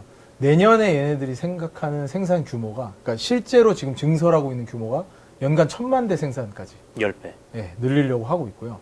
연간 1000만 대가 된다라는 걸 좀 생각해 보시면 스마트폰이 보통 1년에 한 13억 대 정도 팔리고요. 우리가 쓰는 소비재들을 한번 개수로 생각해 볼 필요가 있거든요. 그 다음에 이제 자동차 같은 경우 연간 8, 9천만 대 정도 팔리고, 우리가 쓰는 이제 PC, 네네. 랩탑, 이런 것들이 한 2억 대 정도 팔리거든요. 그러면 이게 과연 1000만 대에서 멈출 것인가? 이걸 이제 기기 차원에서 보면 1000만 대에서 멈출 거라고 생각하기 쉽지 않고요. 제가 이걸 또 조사해 보려고 안경을 도대체 1년에 몇 개나 사나 조사해 보려 했더니 이거는 조사가 불가능하더라고요. 그래서 오히려 차라리 시력 교정이 필요한 인구가 몇이냐? 근데 간단하게 물어보면 그냥 한 20억 정도 된다. 이 정도 되니까 사실 잠재 시장이 굉장히 넓기 때문에 이게 사이즈 자체, 그러니까 이 제품의 근데 그렇게 시장이 훨씬 크다고 봐야죠. 네, 그렇죠. 이거는 교정하기 위해서 끼는 거지만 네. 이제 만약에 이게 일반화되면 모든 사람이 끼게 되는 거잖아요. 네, 네, 네, 그럼 맞습니다. 교정 안 하는 사람들까지 시장이기 네, 때문에 네, 네. 지금 훨씬 폭발적이라고 봐요. 네, 근데 그렇죠. 혹시 이런 뷰도 있을 것 같아요. 그러니까 우리가 사실 스마트워치도 있고 스마트 링도 있고 뭐 스마트 사실 웨어러블 디바이스 굉장히 네네네. 많은데 그것의 일환으로 약간 그러니까 스마트폰이 메인이 돼 뭐 보조적으로. 네, 보조적인 측면에서 아, 예, 그럴 활용될 수도 수 있죠. 네. 있는 여지는 혹시 네. 없으신지 네. 혹시 왜냐면은 물론 이게 저도 체험해보고 아 이게 진짜 좋다라는 인식을 딱 하긴 했는데 딱 한 가지 되게 걱정이 되는 거는 그러면은 보안 이슈는 어떡하지? 내가 보는 거를 이 사람이 뭐 이렇게 보면 어떡하지? 뭐 네. 약간 그런 네. 인식도 가질 수 있고 그 다음에 어쨌든 뭐 예를 들어 우리가 인간이 되게 네네. 텍스트 기반인지라 음. 물론 우리가 커뮤니케이션 할 때 말로 커뮤니케이션 하는 것도 당연히 1차적으로 되게 중요하지만 사실 텍스트가 가진 힘도 어마어마한 거잖아요. 네. 인간 본연의 기능이잖아요. 그게 일단 제한이 되어 있다라는 측면에서 봤을 음. 때 저는 약간 보조적인 측면, 그러니까 웨어러블 디바이스처럼 보조적인 측면으로 확대되는 시장성도 있지 않을까라는 생각도 조금 해봤거든요. 저도 그거는 굉장히 동의하는 바인데 저희가 보조적인 측면으로 되더라도 플랫폼의 힘이 약해지는 건 사실인 거잖아요. 그러니까 예를 들면 iOS라든지 안드로이드를 우리가 보는 시간은 줄어드는 건 팩트인 거고 이번에 레이벤 메타 디스플레이 나왔을 때도 그냥 그 안경만 나온 게 아니라 보시면 이제 손목에 뭘 하나 차고 그렇죠. 있어요. 이렇게 해야 되잖아요. 근육을 인식하는 거거든요. 이게. 그러면 이제 주머니 속에다 넣고도 화면을 조절할 수 있는 인터페이스가 되는 거거든요. 그러니까 우리 인풋 장치가 바뀌는 거죠. 우리가 지금까지 손가락 정도 썼다면 이제는 이 손 까딱까딱 하는 걸로 내 앞에 있는 화면이 움직이는 거니까 사실 뭐 텍스트 말씀하셨던 것처럼 입으로 하는 게 좀 어색하잖아요. 사실 그 중국에 가보시면 중국 분들은 이걸 다 입에다 대고 그쵸. 말씀하시거든요. 그러니까 이거 저는 좀 그래서 처음에 특이해요. 인식하는 건 줄 알았더니 다들 그냥 음성 녹음해서 서로 맞아요, 보내고 맞아요. 주고받는 거더라고요. 이게 굉장히 익숙하더라고요. 중국은 네. 입력하는 게 더 힘들어요. 아 그건 그렇죠. 발음하고 난 다음에 한자 막 수만 개에서 막 찾아가지고 이렇게 하는 게 그게 붙이면 아마 그것 때문에 그래요. 맞아요. 맞죠. 그게 맞습니다. 예, 근데 그런 것들 뭐 상관없이 우리는 지금 네, 텍스트 네, 기반으로 많이 하고 있으니까. 근데 그런 텍스트들도 입력 장치가 바꾸면서 개발을 하고 있기 때문에 아, OS는 생각을 안 해봤는데 이게 폼 팩터가 바뀌면 OS 자체도 무게중심이 확 다른 데로 가겠군요. 그럴 수 있죠. 그러니까 메타도 여기에 사활을 거는 이유가 그거거든요. 그러니까 메타의 마크 주커버그 같은 경우는 2004년에 페이스북을 만들어서 이 SNS 시장이라는 거 연결되는 시장을 보고 있었고 스마트폰이라는 게 나와서 폭발적으로 성장할 거라는 걸 알았을 거잖아요. 근데 이 스마트폰 시장의 주도권을 못 가져갔던 게 굉장히 한이 됐던 게 아닌가라고 예상을 하고요. 그럼 메타 투자해요? 네. 귀결이 되는군요. 근데 질문이. 이제 그런 부분이 그 박사님 말씀하신 것처럼 은근슬쩍 성공적으로 빠져나가는 거야 지금. 그게 지금 맞물려 있습니다. 네, 왜냐하면 네. 메타가 지금 그 상황만 좋으면은 뭐 그래서 지금 막 괜찮죠. 댓글이 달리고 있는 거 아니에요? 그래서 투자해요 말아요 막 이렇게 올라오고 있어요 네, 댓글이. 네. 네. 네, 그 투자의 실시간이세요? 진짜인 줄 알았어요. 그 투자의 비중은 저희 ETF 확인하시면 언제든지 상품 확인 이름까지 가능하시고요. 얘기해 버려 아, 그러면. 네, SF 플러스 검색하시면 언제든지 HTS 보실 수 있으니까 네, 네. 제가 굳이 거기까지는 안 해도 네. 네. 근데 뭐 저의 생각도 항상 고민하면서 메타가 왜냐하면 이것도 있지만 이 부분에서 선구자적인 역할을 하고 있는 건 팩트고요. 근데 반대편에서 보면 메타가 아까 얘기했던 데이터 센터 만들려고 차입까지 할 정도거든요 지금. 네, 그 채권 찍어가지고 이번에 채권 크게 발행해서 그게 사실은 그쵸, 주가 AI 하락에. 버블 논란을 일으켰죠. 맞습니다. 그러니까 지금까지는 남는 돈으로 하면 충분했었는데 이게 이제 채권까지 찍어야 될 정도인가 이런 얘기들을 하는 거죠. 근데 뭐 요거는 이 두 가지가 합쳐져서 결국 기업의 가치가 나오는 거기 때문에 한 방향으로만 얘기하기는 어렵지만 어쨌든 스마트 글라스 디바이스 자체를 선도하고 있는 건 메타이다라고 맞습니다. 보시면 될 것 같고 내년에 이제 구글 같은 경우도 올해 구글 그 개발자 회의에서 네. 이 그 시연들을 굉장히 많이 했거든요. 그래서 거기서 뭐 삼성이랑도 협력하고 이건 그렇게 놀라운 협력은 아닌데 거기 나왔던 이름 중에 가장 놀라웠던 게 젠틀몬스터 거기 들어가 있거든요. 우리나라 그 네. 안경 예, 그쵸. 태 이거 하는 이제 회사. 젠틀몬스터는 안경회사요. 사실 안경회사. 젠틀몬스터의 모회사는 이제 LVMH여가지고 네, 루이비통 그룹이긴 한데 어쨌든 그 젠틀몬스터가 들어가 있습니다. 거기도 이제 패션이라고 인식을 하고 있는 거죠. 이 디바이스는. 그런데 투자했어야 되는데 옛날에 네. 좀 그럴 만한 데 없어요? 알려주십시오. 아 근데 나 진짜 제일 궁금한 게 네. 배터리 아까 가볍다고 하시니까 음. 도대체 이 배터리 문제를 어떻게 해결했나 싶고 이 안쪽으로 배터리가 네, 들어있는 거예요? 여기에 배터리가 들어가 있는데, 그러니까 우리가 에어팟 같은 거 쓰시면은 에어팟도 거기 그 문제를 해결하기 위해서 코인셀 같이 동전 모양이 굉장히 작은 배터리를 넣어놨거든요. 네, 이것도 비슷합니다. 그런 형태로 압축해서 넣었는데 사용 시간이 아주 길진 않아요. 근데 이게 디스플레이가 없다 보니까 우리가 아직은? 쓰는 것 중에 가장 많은 배터리가 드는 게 디스플레이와 통신이거든요. 근데 우리가 이거 거기서 쓰는 건 5G를 아직 쓰고 있는 것도 아니고 통신은 내 스마트폰이랑만 하면 되는 거고 그 다음에 디스플레이는 없기 때문에 생각보다 배터리 소모는 그렇게 크지 않은 거예요. 네, 그래서 배터리는 생각보다 별로 우려하지 않고 우리가 이걸 어차피 쓰고서 뭐 6, 7시간 계속 스트레이트로 쓰지 않으니까 그리고 레이벤 그 선글라스 통 자체가 충전기거든요. 그게 너무 예뻐요. 네, 맞아요. 그러면 아까 얘기한 그 이게 메인 폼팩터가 될 것이냐의 문제에 있어서 메인으로 가기가 힘들다라는 결론으로 저는 사실 네네. 만약에 이 배터리 문제를 해결하지 못하면 네. 아까 말한 대로 디스플레이 오래 봐야 되고 우리가 핸드폰을 하루에 사용하는 시간이 엄청나잖아요. 그렇죠. 그렇게 그래서- 보면 네네. 보조적인 도구로밖에는 아직은 기술적으로 사용하지 못한다라는 네. 결론이 되는데 네. 그러면 투자를 좀 고려해 봐야 돼요. 그래서 저도 거기에 굉장히 공감을 했던 게 뭐냐면은 그래서 그런 말씀을 하시더라고요. 그래서 지금 나와 있는 단계는 아직까지도 약간 그러니까 보조적인 거고 실제로 이 디스플레이가 진짜 제대로 될 네. 때 네, 그때서야 맞아요. 이제 비로소 진짜 폼팩터 그럼 늦어. 미리 해놔야지. LVMH에 우리가 저도- 인수될지 어떻게 알아? 저도 이제 주식 시장을 보는 사람이니까 미래의 알겠습니다. 성장, 주식시장. 제가 너무 소비자 입장에서만 미래의 생각했습니다. 성장성이 중요해서 네, 저는 우린 좀 마음이 급해. 네, 죄송합니다. 저는 그러니까 그리고 사용성 측면으로 또 한 가지 너무 얹어야 되는 거는 보조 도구일지라도 새로운 시장이 생긴다는 게 중요한 거예요. 그러니까 주식시장에서 바라보는 건 지금보다 이익이 더 나오는 이야기 때문에 그러네. 이익이 더해지는 게 뭘까? 이거에 대한 고민을 항상 하는 거라서 뭐 뒤로 가서 원래 것들이 어떻게 없어지냐. 물론 헤지펀드 같은 경우는 매수도 하고 매도도 하기 때문에 롱숏이 있기 때문에 뭐 이게 떨어지는 거에 대한 예측도 하겠지만 네네. 이거는 두 가지 추정의 오류가 다 발생할 수 있기 때문에 네. 저희가 이제 좀 얹어지는 입장에서 보자면 충분히 새로운 시장이 생길 수 있다. 근데 이렇게 또 굉장히 전향적으로 들어줄 줄 모르고 그 다음은 이제 오클리 거를 한번 그 영상을 보시면 좋을 것 같아서 영상 링크를 제가 가져왔었는데요. 아 그래요? 그러니까 이게 지금 스마트 글라스 제가 말씀드린 거 정도는 쓸 수도 있겠다 싶은데 저도 그렇고 운동을 굉장히 좋아하시는 분들은 오클리 메타 뱅가드라고 이번에 나오는 제품이 있는데 이거는 보면은 야 이건 사야겠는데 라고 생각하실 거거든요. 왜냐하면 이걸 나중에 영상을 한번 뭐 연결이 될지 모르겠지만 영상 근육을 만들어줘요? 아 그런 건 아닙니다. 그런 건 아니에요? 죄송합니다. 아니, 그런 나는 거는 안 사도 되겠다 그러면. 네, 다른 시리즈로 뭐 일라이 릴리나 이런 네. 걸 다뤄야 될 것 같고요. 네. 네. 그거는 헬스케어 기업을 다뤄야 될 것 같고요. 네. 이게 뭐냐면 오클리가 똑같은 형태인데 여기에 디스플레이를 띄워주고 오클리의 그 스포츠 선글라스 형태이거든요. 근데 우리가 이제 운동을 하다 보면 요즘 러닝이 워낙 트렌드니까 러닝을 기록하면서 하잖아요. 지금 내 심박수가 어떻고 내 페이스는 어떤지 그리고 내가 지금 뛰고 있는 장면이 너무 멋있으면 이걸 또 찍고 찍어야지. 싶잖아요.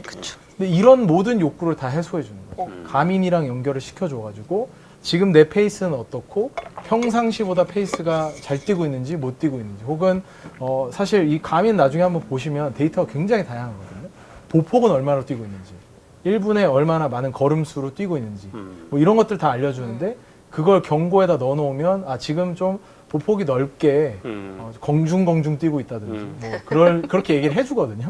이제 그런 것들을 여기서 바로 보여준다라는 거죠. 그리고 내가 어떤 기록을 넘어섰을 때 네. 원래 가던 것보다 좀 더 장거리를 가게 됐다거나 할 때 이 장면을 찍어준다든지 앞에 카메라가 달려 있으니까요.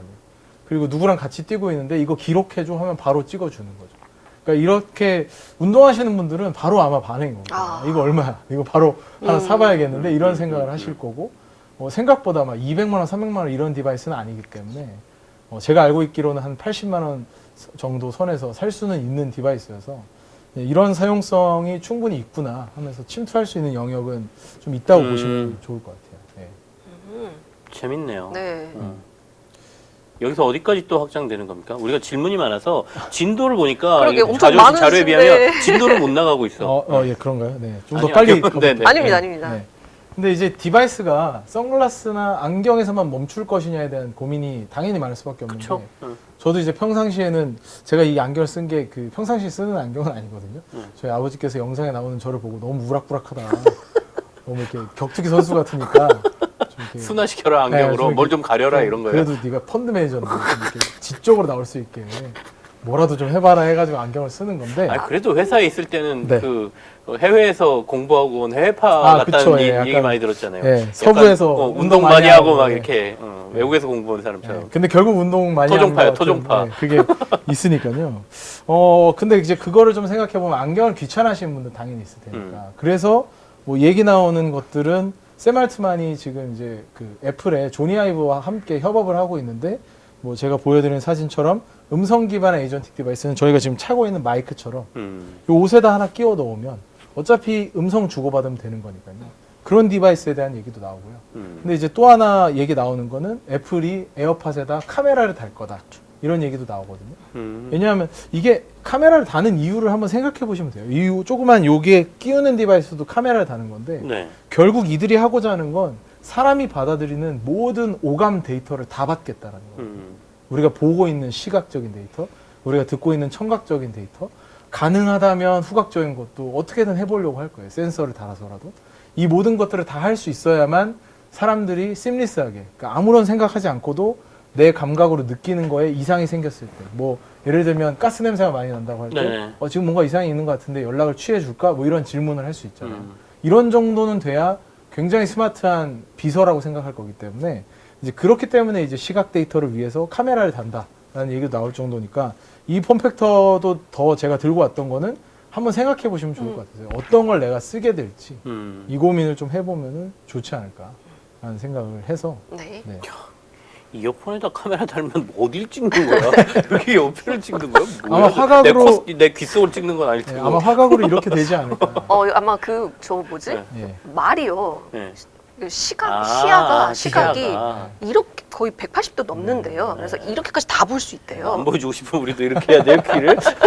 약간 파충류처럼 되지 않을까. 네, 이렇게 다 볼 수 있잖아요. 오늘 영상 보시는 분이 야, 제 입 좀 막아라 그러겠다. 네, 피디님 더 웃으셨어요.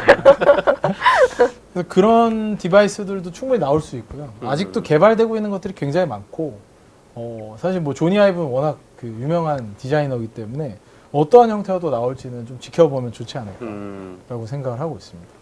그다음에 또 어디로 확장시켜야 됩니까? 예, 우리가 그리고 생각을? 이제 디바이스 얘기를 넘어서서 그럼 네. 그 뒤에 있는 플랫폼들이 어떤 확정을 하려고 하는지 아직 디바이스 단계는 저희가 모르는 단계니까. 네. 그러면 지금 이제 챗GPT가 어디로 향하고 있는지를 음. 보시면 좋을 것 같은데, 지난 이제 추석 연휴 때 쇼피파이라는 미국의 이제 우리나라로 치면 카페24 같은 데라고 생각하시면 되거든요. 그러니까 일반 소상공인들이 네네. 물건 판매를 하기 위해서 홈페이지를 만든다거나 물류센터 관리를 한다거나 이런 체크아웃 기능들, 결제 기능들을 다 넣었을 때 그걸 모든 걸 다 해주는 그런 회사인데요. 그러니까 쇼피파이랑 챗GPT랑 같이 해서 GPT를 쓰고 있다가 내가 뭐 어떤 게 좀 필요한 것 같은데 이런 거 뭐가 있어 하면은 쇼피파이 연결이 돼가지고 바로 검색을 해주는 거거든요. 어떤 제품이 있으니까 요거 어때 이러면서 해주고 바로 거기서 결제까지 다. 구매 결제까지 다 예, 된다. 구매 결제까지 한 번에 되는 겁니다. 음. 그러니까 오픈AI가 추구하는 건 이 그 플랫폼 시장으로 들어가려고 하는 거거든요.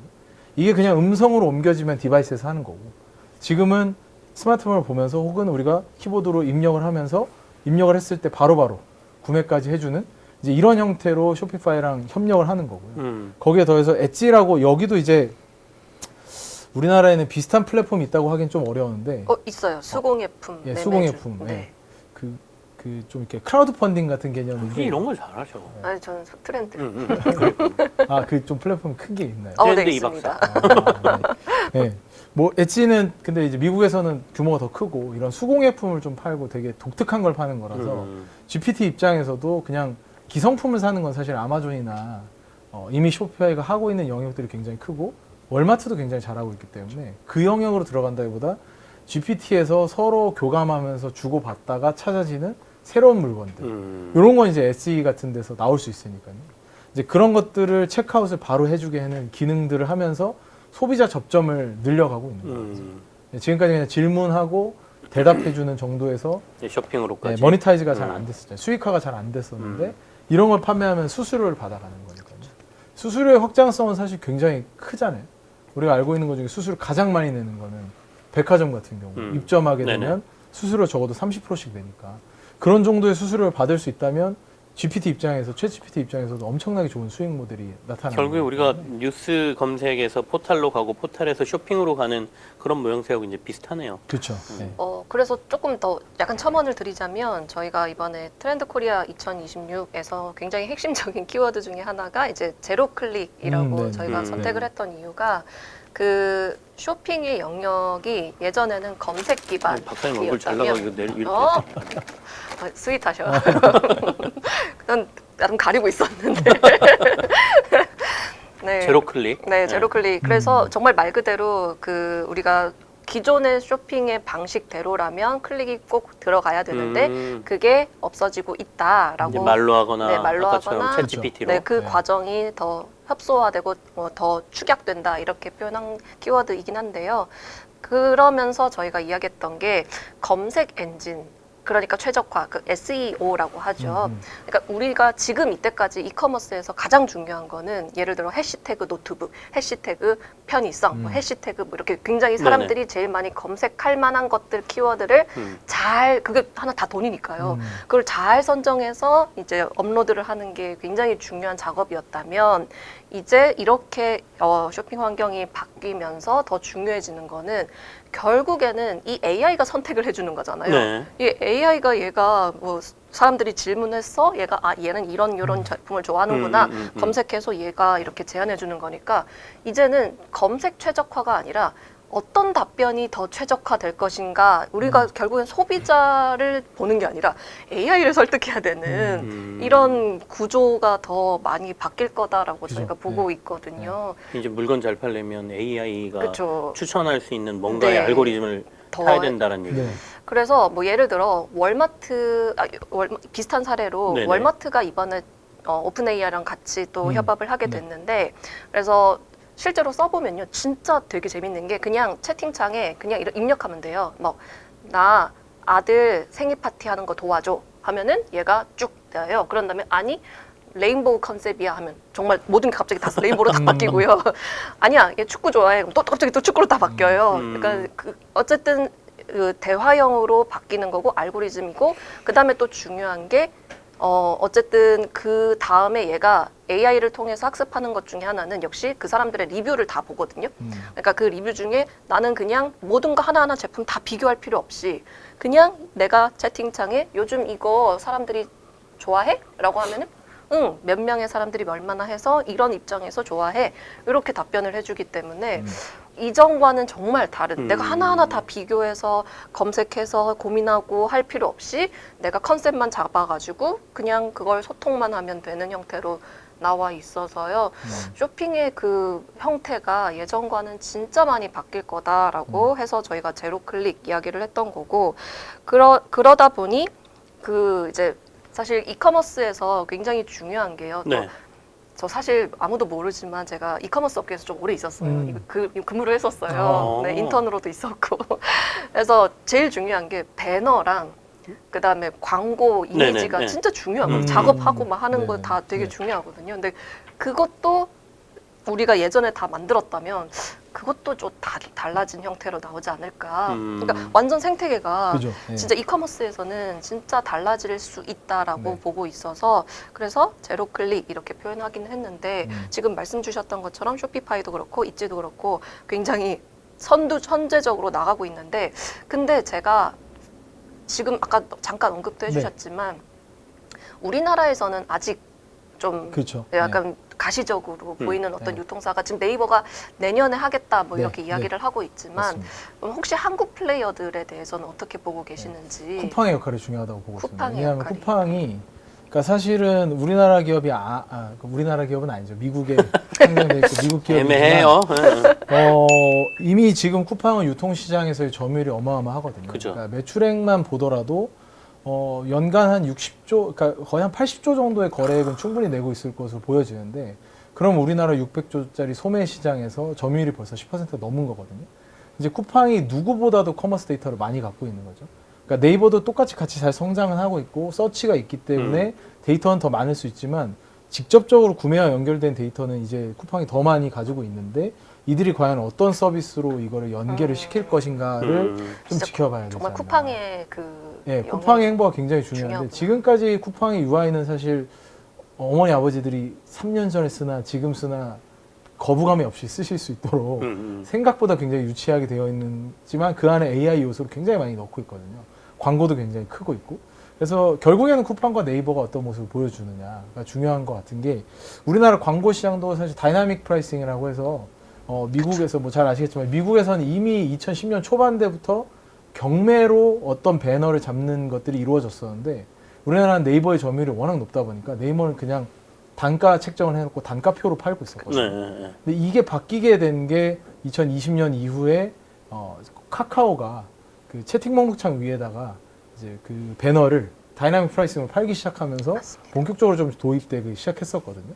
근데 이러한 흐름들이 분명히 아마 쿠팡이나 네이버나 한 명이 치고 나가면 이루어질 시장이기 때문에 지금 또 카카오가 챗GPT랑 협력을 해서 하고 있기 때문에 거기에 뭐 선물하기 정도만 넣더라도 의미가 있게 아마 시장이 또 바뀌어갈 수 있어가지고 채팅창에 들어가 있죠 지금. 네. 그죠? 네 올라와 있습니다. 네 채팅창에 바로 옆에 보시면 근데 이제 챗GPT 그게 있는데 선물하기나 뭐 이런 것까지 연결돼. 그렇죠. 뭐 가능성. 대화를 하다가 바로 선물하기를 한다거나, 그러니까 선물하기랑 그 뒤에 DB를 연결을 해줘야 되니까요. 네, 그런 부분들이 앞으로 일어나지 않을까라고 그쵸, 충분히, 생각하고 있어서 네. 국내도 뭐 시간 문제지 맞아 시간 사실 문제인 것 같아요. 진행이 될 거라고 생각하고 있고요.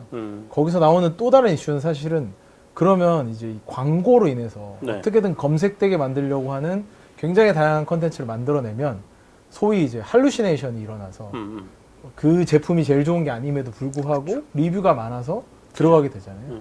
근데 거기서 이제 실제 데이터 같은 커뮤니티 데이터 같은 것들이 효과를 발휘하거든요. 미국으로 치면 이제 레딧 같은 커뮤니티에서 나오는 솔직한 반응들을 그래서 이제 이런 AI 데이터 하는 업체들, 인공지능 서비스를 하는 업체들이 사가서 그 데이터가 맞는지를 한번 검증하는 데 활용을 하거든요. 우리나라도 아마 그런 형태가 나올 텐데 우리나라는 커뮤니티가 사실 너무 이제 정치적 편향성이 커뮤니티마다 강해서 이게 쉽지는 않은데 레딧이 그래서 상장할 때는 저희는 상장할 때부터 이제 그 가지고 갔던 이유도 그 부분이거든요. 이런 정도로 솔직한 데이터가 과연 어디 있을까라고 하면 그러네요. 사실 솔직한 데이터 별로 없어요. X나 맞아요. 스레드나 뭐 이런 데도 좀 더 과시하는 데이터는 있어도 거기는 진짜 과시하는 것도 없고 그냥 궁금하면 올리고. 제가 너무 궁금한 게 너무 많아요. 근데 네. 왜 레딧은 그게 가능했을까요? 그러니까 레딧은 이제 그 커뮤니티가 질문 워낙 안될것 같은데. 그 너무 막 들어갈 것 같아요. 네. 죄송해요. 괜찮아요. 굉장히 개방되어 있고 잘 내가 아시겠지만 대답하는 것도 아니고 여기서 하는 거니까. 언제 오늘 너무 편해 보이시잖아요. 지금 다 드셨어요. 네, 편안히 식사하다. 네네네. 아 좋아요. 아 좋아요. 근데 이제 오늘 앵커님 같으세요. 레딧 같은 경우는 그 안에서 커뮤니티를 언제든지 만들 수 있고 그 사람들이 서로 부담감이 전혀 없는 개방형 플랫폼이다 보니까 와서 들어와서 묻는 것도 아무런 문제가 없고요. 어떻게 보면 우리나라의 지식인이 확장된 형태라고 생각을 하거든요. 이제 그런 형태가 너무나 다양한 영역이 있고 일단 사용자 수가 1억 명을 넘으니까요. 이게 쌓는 빅데이터가 너무나 크기 때문에 우리나라에서도 이런 것들이 가능할까라는 점쳐보기는 해봐야 될 것 같긴 합니다. 근데 아직은 딱히 보이는 건 없어서 근데 이런 걸 통해서 할루시네이션을 없애가려고 하는 서로의 노력들이 또 있는 상황이어서 그것도 좀 재밌는 포인트로 보시면 좋지 않을까. 그러네요. 그러면 진짜 약간 그 한국 그 데이터의 문제로 한계로 인해 어떻게 보면 소비에도 영향이 있을 수 있겠네요. 그렇죠. 지금도 어느 정도 있는 게 일반인 분들은 다 네이버에서 검색해서 블로그 리뷰 많은 것들을 보잖아요. 근데 블로그 리뷰가 사실 광고 받는 경우가 너무 많기 때문에 지금은 그렇죠. 예, 이게 사실은 정확한 건지에 대해서 판단하기가 좀 어려운 부분이 있죠. 네. 우리나라는. 그 다음에 또 네. 그리고 이제 그 주도권 경쟁에서 아까 말씀드렸던 것처럼 GPT가 영역을, 챗GPT가 네네. 영역을 확장하고 있는 거잖아요. 근데 결국에는 모든 테크 플랫폼들이 이렇게 갈 거거든요. 모두가 다 접점을 가지고 있고 커머스 영역도 나름대로 다 가지고 있고 검색을 장악하고 있든 커머스를 장악하고 있든 결국에 원하는 건 소비자가 와서 누구한테 제일 먼저 물어보느냐인데 이제 우리가 그러면 그거를 요금 차원에서 좀 생각해 볼 필요가 있는 것 같아요. 소비자 지갑 차원에서. 나는 그러면 어떤 걸 구독할 것인가? 유료 구독할 것인가? 네네. 그래서 제품들을 좀 보면 이제 저는 지금 이제 여러 가지를 돌다가 제미나이로 좀 들어와 있는데 그렇게 들어와 있는 이유가 그 저장 용량을 같이 제공해 주거든요. 그리고 그 외에도 뭐 유튜브 프리미엄이라든지 이런 것들 다 묶여 있는 그렇죠. 서비스다 보니까 구글의 강점이죠. 네, 크로스 셀링이 워낙 강해서 29,000원을 내면 지금 월에 5테라바이트 정도의 공간을 주는 거고 거기에 제미나이를 쓸 수 있고 그 외에도 다양한 서비스들이 계속 업데이트 되고 있으니까 이런 통합을 선호하시는 분들도 있을 거고요. 아니면 여전히 AI 쪽에서는 대답을 GPT가 더 잘하기 때문에 챗GPT를 쓰시는 분들도 있을 거고요. 혹은 이제 뭐 카카오처럼 우리가 원래 쓰고 있던 플랫폼인데 챗GPT를 도입을 해서 그 위에 서비스를 얹어서 슈퍼앱 형태로 가는 것도 있을 수 있고 애플은 아예 본인들의 플랫폼 위에다 제미나이를 얹어서 네네. 뭐 아직 결정된 바는 없지만 제미나이를 얹어서 본인들이 개발하는 건 아니지만 결국 iOS 안에서 계속 쓸 수 있도록 만드는 전략이 굉장히 다양한 방향에서 나올 건데 이 중에 누가 주도권을 가져갈 것인가에 대한 고민은 이건 정말 정답이 없기 때문에 소비자 입장에서 한번 고민해 보시면 이게 앞으로의 버블이 버블일지 왜냐하면 각 기업마다 버블인 기업도 있고 아닌 기업도 있을 거거든요. 이거 실제로 소비자의 시선을 끄는 기업들은 버블이 아니라 그 뒤로 기업 가치가 꾸준하게 상승하는 독점적인 기업이 될 수 있기 때문에 그걸 좀 선별하는 과정에서는 소비자 입장에서 생각해 보시면 좋지 않을까요? 소비자 입장 하면 우리 이 박사님 아니겠습니까? 이 박사님의 선택은 네. 근데 이거는 너무 이미 전부 말씀해 주셨던 것처럼 그 사실 배달 어플도 이미 좀 보여주는 게 원래 배민이 계속 올라오고 있고 그렇죠. 시장 자체가 크고 시장 자체의 점유율이 제일 높은 여전히 제일 높긴 한데 요즘에 쿠팡이츠가 좀 특히 그 수도권 중심으로 네. 요즘 최근에 더 성장세를 가지고 네네. 오고 있는데 결국에 그 이유가 어쨌든 쿠팡 플레이와 통합돼 있어요. 통합성이 그렇죠. 있다라는 그 점이 어떻게 보면은 신규 유입자를 엄청 그 플랫폼을 바꾸게 만드는 그 요인까지 주는 소비자 입장에서는 당연히 엄청난 메리트이기 때문에 네. 시장을 지금 처음 치고 나가는 네네. 건 오픈 AI가 저는 맞다고 보지만 좀 장기적으로 보자면 이렇게 결합된 서비스를 네. 제공하는 게 그래서 어떻게 보면 오픈 AI가 어떻게든 자기 유통사 파트너를 빨리 잘 모색해야겠다라는 이런 그렇죠. 인식을 가지고 있는 것도 얘네들은 지금 파트너를 탄탄하게 가지고 갈 어떤 고리가 많이 그러니까 구글만큼 없으니까 자기는 이미 아마 오픈 AI는 자기 경쟁 상대는 구글이라고 보고 이미 생각하고 있을 거고 네, 네. 그런 입장에서 보자면 오픈 AI가 얼마나 그 구글의 그 통합성을 따라갈 것인지 여부에 따라 소비자의 선택이 갈리지 않을까라고 그렇죠. 생각합니다. 네. 이 성능상에서는 미세하게 느끼시는 분들은 다 차이가 있기 때문에 사실 판단하기 쉽지는 않은 네네. 것 같고요. 맞아요. 네, 그래서 결국에 이 크로스셀링을 통해서 다른 제품이랑 같이 결합 상품을 갔을 때 그러니까요. 그러니까 쿠팡도 그런 의미에서 제가 중요하다고 말씀드렸던 게 쿠팡이 지금 쿠팡 와우 멤버십은 당연히 돼 있고 거기에 더해서 이제 쿠팡 플레이 같은 서비스에다가 쿠팡 이츠 같은 서비스까지 해서 계속 확장을 하고 있는 단계이기 때문에 이런 것들 안으로 들어갈 것인가 아니면 네이버도 나름대로의 구독 서비스를 하고 있기 때문에 이 구독 서비스 안으로 들어갈 가능성도 충분히 존재는 하니까요. 예, 그 두 개 정도를 같이 보시면은 뭐 판단을 해볼 수 있지 않을까. 저는 이 시장이 진짜 재밌는 게 예전에는 정말 경쟁사였는데 요즘은 진짜 약간 공생 맞아요. 예. 어제의 적이 오늘의 친구 약간 오늘의 친구가 내일의 적이다 약간 이 피터지는 전쟁을 하고 있는 시장인 것 같아서 그걸 보는 재미도 약간 있는 것 맞아요. 같아요. 요즘엔 네이버 행보도 조금은 재밌더라고요. 왜냐하면 네이버가 워낙 좀 생각보다 굉장히 모바일 플랫폼 기업치고 보수적인 조직이어서 맞아요. 뒤에서 딱 그냥 그 플랫폼으로서의 역할만 많이 하려고 하는데 점차 이제 쿠팡이랑의 경쟁도 심해지고 해외 기업들과의 경쟁도 심해지다 보니까 좀 더 직접적으로 나서려고 하는 모습들이 좀 보여져서 이거는 근데 소비자 입장에서는 혜택이 돌아올 거기 때문에 나쁜 길은 아니라고 생각하고 있습니다. 맞습니다. 네. 저도 굉장히 공감을 합니다. 와 너무 재밌어요. 봐요, 두 분 잘 맞을 거라고. 진짜 잘하서. 네. 근데 약간 뭐, 신뢰감이 네. 막 뿜뿜 생겼어요 지금. 소비 트렌드 완전히 이건 더 이 박사님하고 잘 그렇죠. 맞을 것 저보다 같은데. 더 잘 아실 것 같은데 네. 아닙니다. 소비 트렌드에 대해서 좀 얘기를 해볼 필요가 있을 것 같아서 뭐 저 개인적으로도 러닝 트렌드에 굉장히 열심히 동참하고 있어서 아 정말요? 그럼 네. 매일 운동하세요? 네, 뭐 운동은 거의 맨날 하고 원래 매일 했는데 네. 거기에 러닝이 추가됐다 이렇게 보시면 돼요. 아 그럼 다른 운동을 하시면서 더 네, 러닝도- F45라고 이제 크로스핏 같은 유의 운동을 매일 새벽마다 하고요. 거기에 이제 더해서 러닝을 추가해서 뭐 최근 트렌드들. 예. 그럼 혼자 뛰세요? 아니면 같이 뛰세요? 아 저는 이제 아내랑 같이 좀 뛰는 편이고요. 예. 대회나 이런 것도 같이 나가고 멋있다. 예, 그렇게 하고 있습니다. 아내는 내가 봐선 반강제적 아닌가 하고. 그래도 뭐 같이 건강해지면. 저보다 잘 뛰어서요. 저는 어. 이제 헤비급이라 아, 러닝을 네. 제가 제일 못하는 운동이어서 저는 도전해 본 거고 아. 예, 아내는 건강을 위해서 또 하는 건데 야.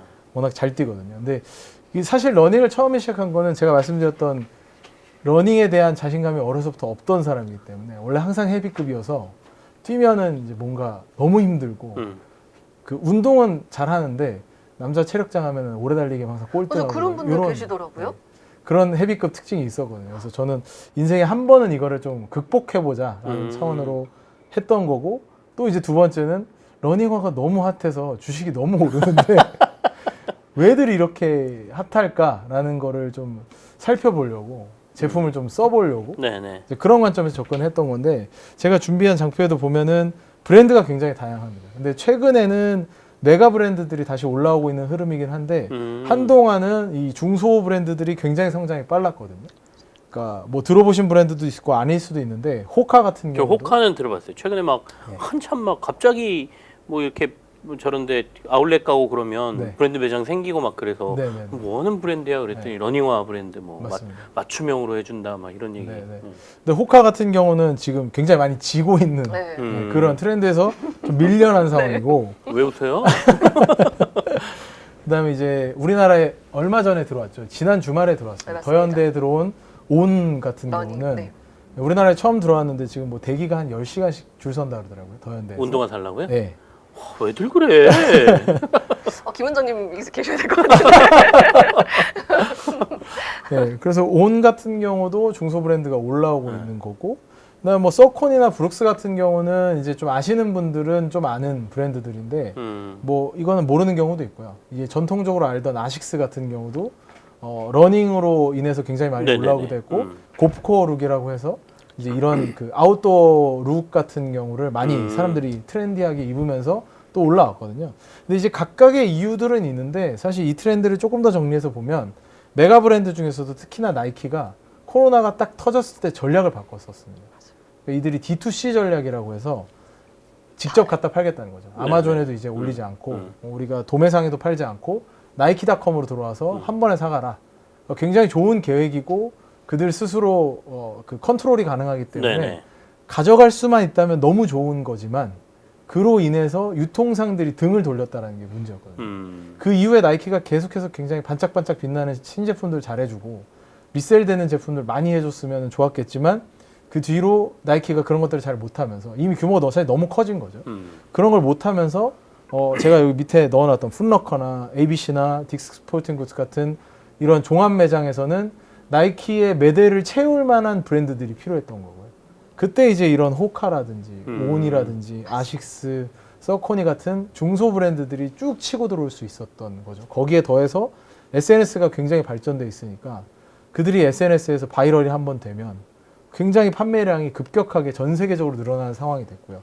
예, 거기에 러닝 트렌드까지 코로나 이후에 회복되면서 운동 트렌드까지 올라오면서 여러 가지가 묶여 있었지만 나이키의 이런 전략 실패가 조금 아쉬웠던 부분이 아니었나라고 생각하고 이게 나이키도 이걸 알고 이제 작년에 이제 CEO를 교체를 하면서 전략을 다시 회귀를 했거든요. 그리고 러닝화 같은 경우도 굉장히 좀 다시 새롭게 내놓으면서 트렌드를 다시 가져가려고 하는 모습들을 좀 하고 있어서 이게 엎치락 뒤치락이 굉장히 심한 시장이라고 보시면 그럼 지금 좋을 것 다시 같습니다. 나이키나 아디다스 전통적인 브랜드들이 네. 다시 힘을 발휘하는. 예, 뭐 주가적으로 힘을 발휘한다기보다 트렌드의 힘을 좀 더 발휘한다라고 보면 주가는 앞으로 그 트렌드에 맞춰서 힘을 발휘하나요? 이게 쉽지는 판단하기는 네, 네, 쉽지는 않지만 턴어라운드는 어느 정도 했다라고 볼 수는 있는데 판단하기 쉽지 않은 건 이미 나이키나 아디다스 같은 브랜드들은 전 세계적으로 너무 뻗어나가 있고 제품군이 너무 다양하기 때문에 러닝화를 좀 더 잘 판다고 해서 전체 기업 실적에 가치 있어서. 전체가 엄청난 변화를 가져오기는 쉽지는 않은 게 사실이거든요. 그래서 보면 아디다스 같은 경우는 올해 2분기에 아마 전년 대비 12% 회복을 했고요. 성장을 했고 나이키 같은 경우는 아직 전년 대비 오히려 12% 떨어진 아직 나이키는 좀 그러니까 실적으로 매출로만 보자면 뭐 예전 아직 못 찾은 것 같다는 평가도 하지만 그럼에도 불구하고 제가 좀 찾아봤거든요. 네네. 그래서 투자사에서 10대들을 대상으로 어떤 신발을 제일 좋아하니? 라고 물어본 데이터가 있는데 나이키를 1등으로 좋아한다라고 응답한 게 61%였는데 46%로 떨어지고 어쨌든 1등이고요. 네네. 아디다스가 9%였는데 14%로 늘어났고 그다음에 3위가 뉴발란스 그다음에 4위가 원래 호카였는데 온러닝으로 올라왔더라고요.